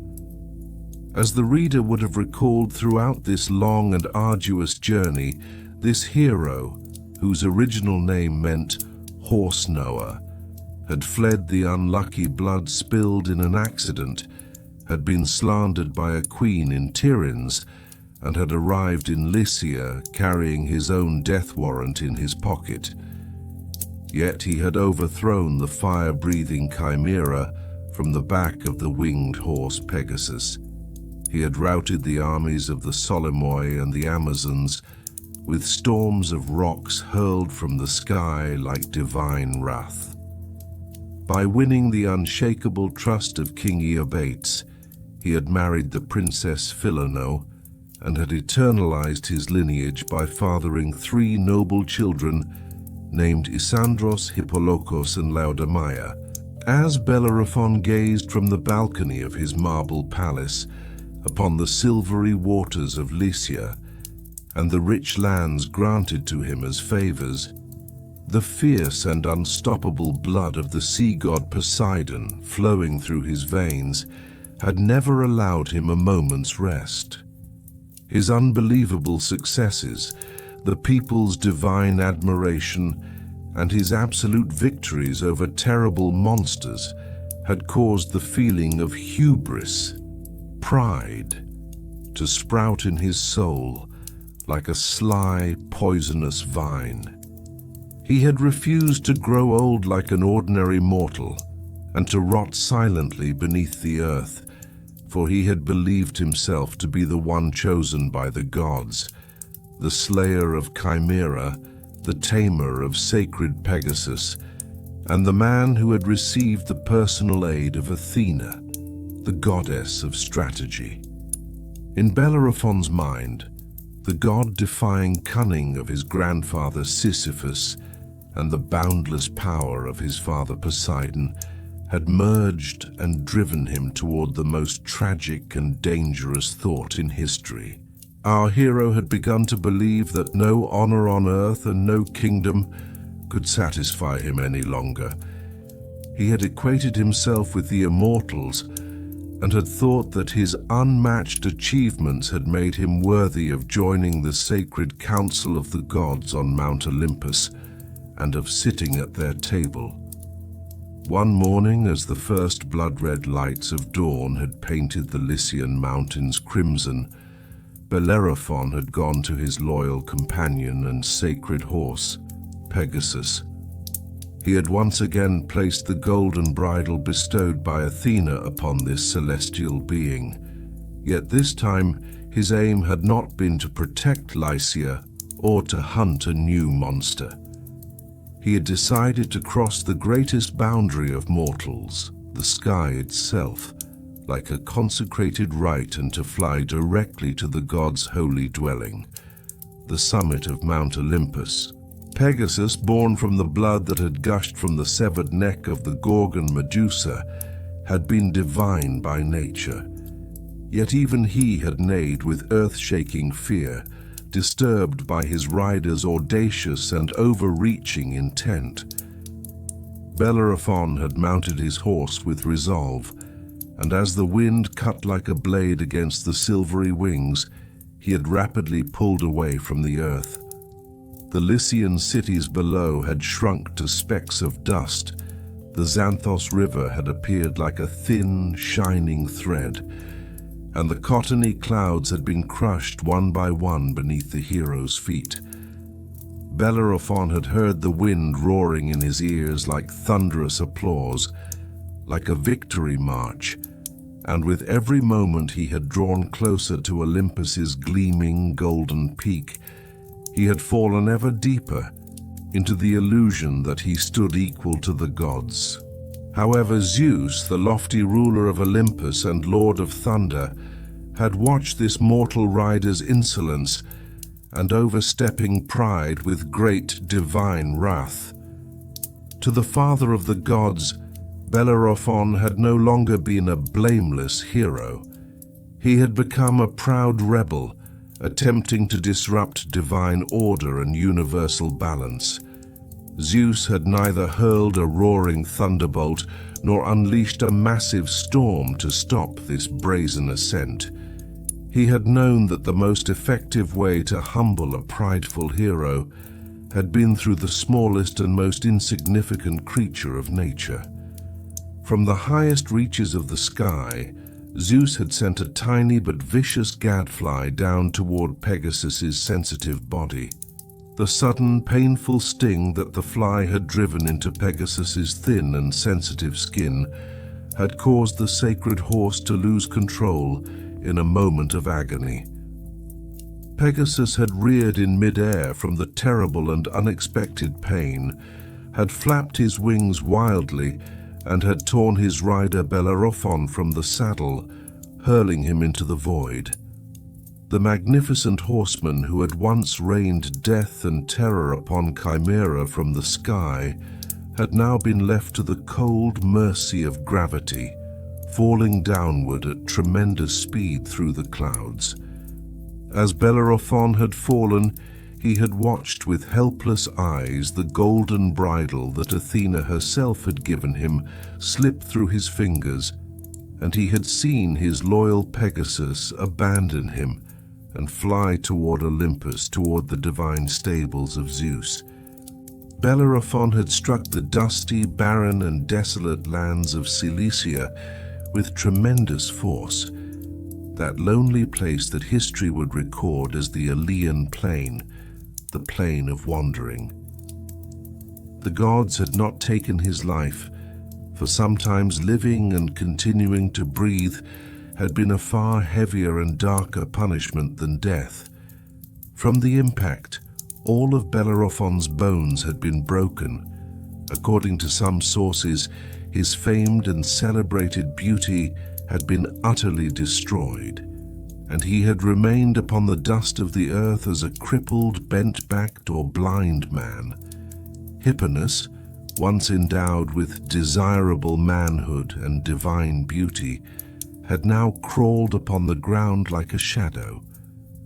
Our hero had been condemned to spend the rest of his life cursed by the gods, abandoned by people and forgotten. As told in Homer's sorrowful and immortal lines, Bellerophon had wandered alone on the Aleian Plain like a ghost, eating his heart out, keeping away from the paths trodden by men and from joyful crowds. Neither a whisper from Poseidon's seas nor a wise counsel from Athena had reached him any longer.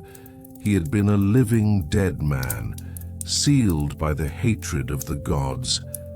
His children too had received their share of this ill-fated and tragic fall. His son Isandros had been killed by the war god Ares on a bloody battlefield, and his daughter Laodamea had died suddenly by the silver arrows of the goddess Artemis.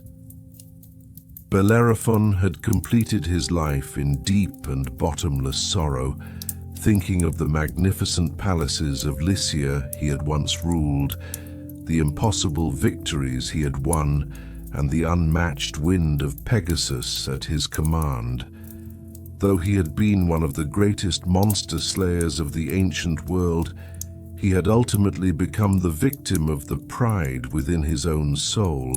Bellerophon's epic story had ended in the silence of the Aleian Plain, as the sorrowful shadow of a hero who had once conquered the sky and had been mixed with the dust and mud of the earth.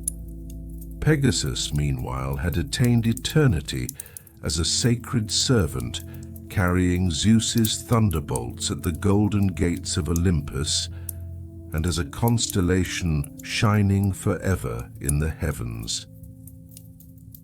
The reader was reminded one final time that the tragedy of the man born as Hipponas and risen as Bellerophon had taken its place in myth as a timeless and silent warning. Mortal limits were never to be forgotten, and where ambition had dared to challenge divine order, disaster had been inevitable.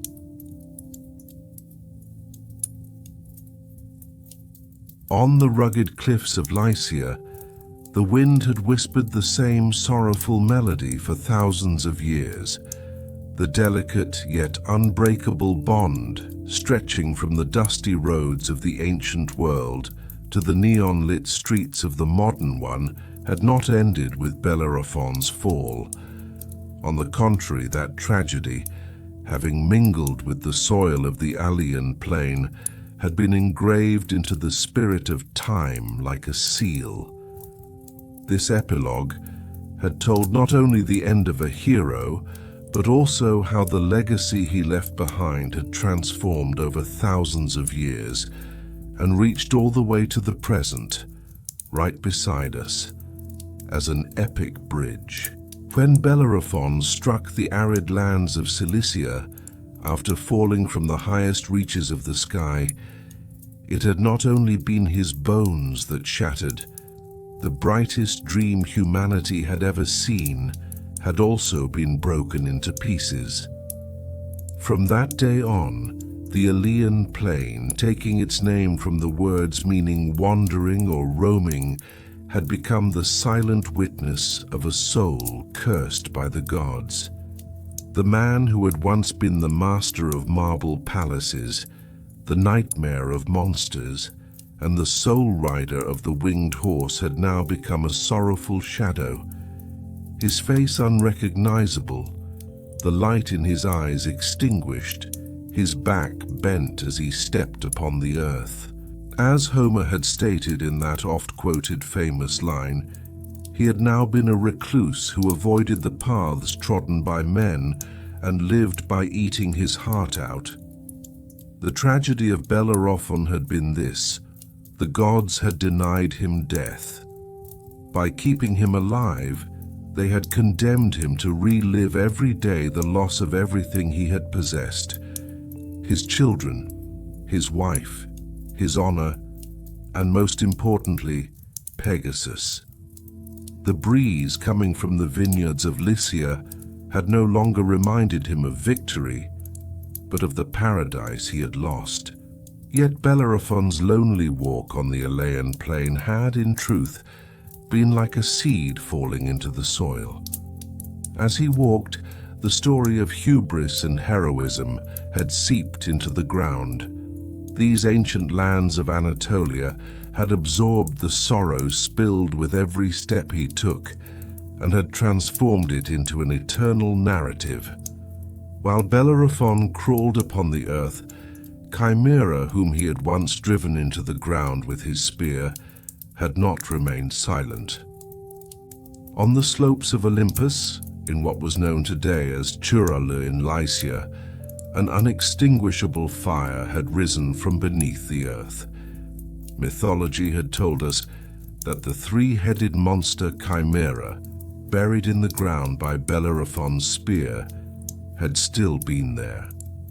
Though that dreadful creature, with its lion's head, goat's breath, and serpent's tail, had been sealed beneath the soil, the resentment and fire within it had not gone out.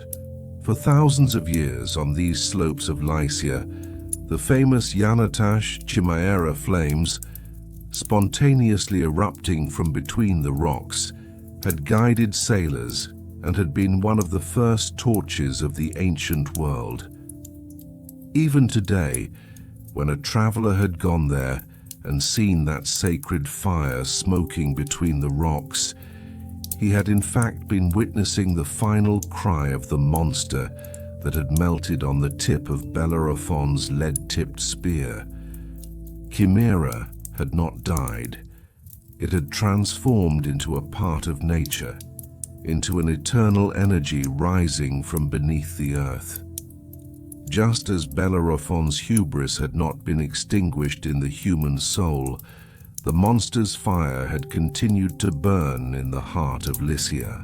As centuries had chased one another, Bellerophon's name had seemed buried deep within ancient parchments, yet his symbols had continued to live.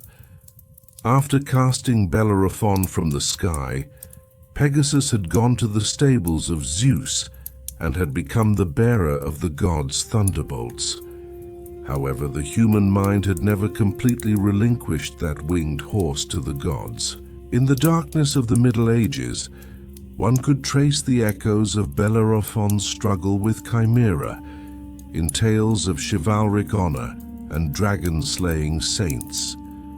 The famous depiction of Saint George killing the dragon with his spear had, in truth, been an echo of Bellerophon gliding across the Lycian skies atop Pegasus. Humanity, in every age, had needed a monster and a rider to defeat it. By the time of the Renaissance, artists had rediscovered Bellerophon. His figure upon Pegasus had become the absolute symbol of humanity's desire to transcend its limits and, at the same time, of the fall. Poets had portrayed Bellerophon as a genius who rode the horse of inspiration, but was defeated by his own hubris. And today, in the complex, noisy, and glittering world of the 21st century, where had Bellerophon been? For eyes that had known how to look, he had been everywhere. Bellerophon's story had no longer been a myth, but a status report. Modern humanity had mounted the Pegasus of technological power. Just like Bellerophon, we had believed that, with the golden rains received from goddesses, science, we had tamed the wildest forces of nature, energy, genetics, space. From the towering structures of Silicon Valley to rockets launched into space, every advance had carried that dizzying pride Bellerophon had felt while climbing toward Olympus. Modern chimeras had no longer appeared with lion heads or goat breath. They had confronted us as climate crisis, uncontrolled artificial intelligence, and nuclear terror. We had tried to stop these monsters by adding lead, reason, to the tips of our technological spears. Yet Bellerophon's epilogue had delivered its greatest warning precisely here. Success had brought hubris, and hubris had brought the fall. Today, while tearing through the sky in an airplane, or watching the secrets of the universe on the screen of a smartphone, we had in fact all been Bellerophons. Pegasus had now been our jet engines, satellites, and internet networks. Yet Zeus's tiny gadfly had still been hiding somewhere in the sky. The smallest mistake, the slightest unpredictability, like a virus or a system collapse, could have hurled us from those magnificent heights into the dusty loneliness of the Aleian Plain. If one had been a hiker walking the Lycian way today, and had looked toward Mount Cragus as the sun set in the evening, One might have thought one heard the beating of wings along with the sound of the wind. When one had sat at midnight by Yanartaş in Betrayal, one had felt that the flames emerging from between the stones had, in truth, been a rage trapped beneath the earth.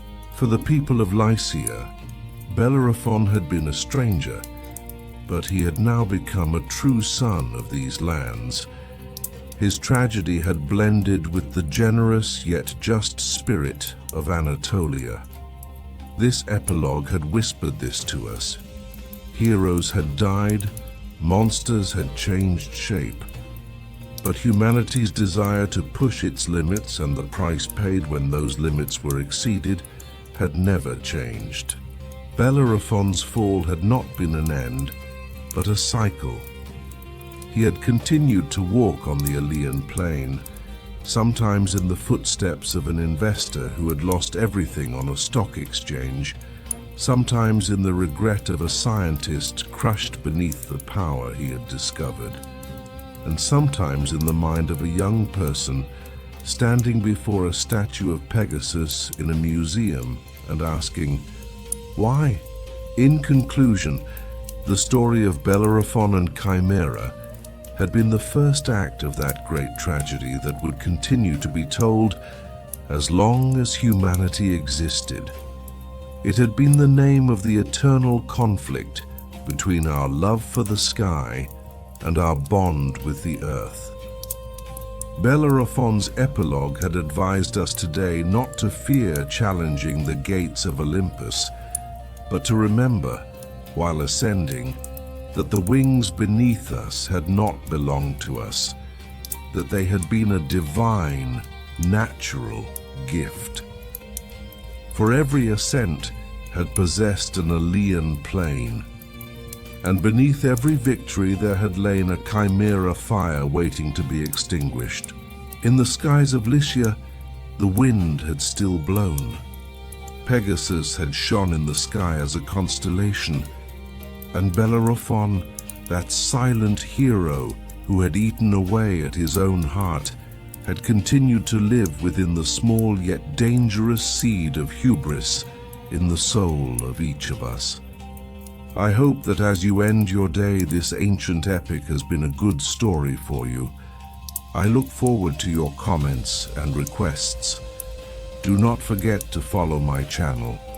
May the darkness of the night and the rhythm of the sea bring you peace. Until we meet again in another legend in the breath of another hero.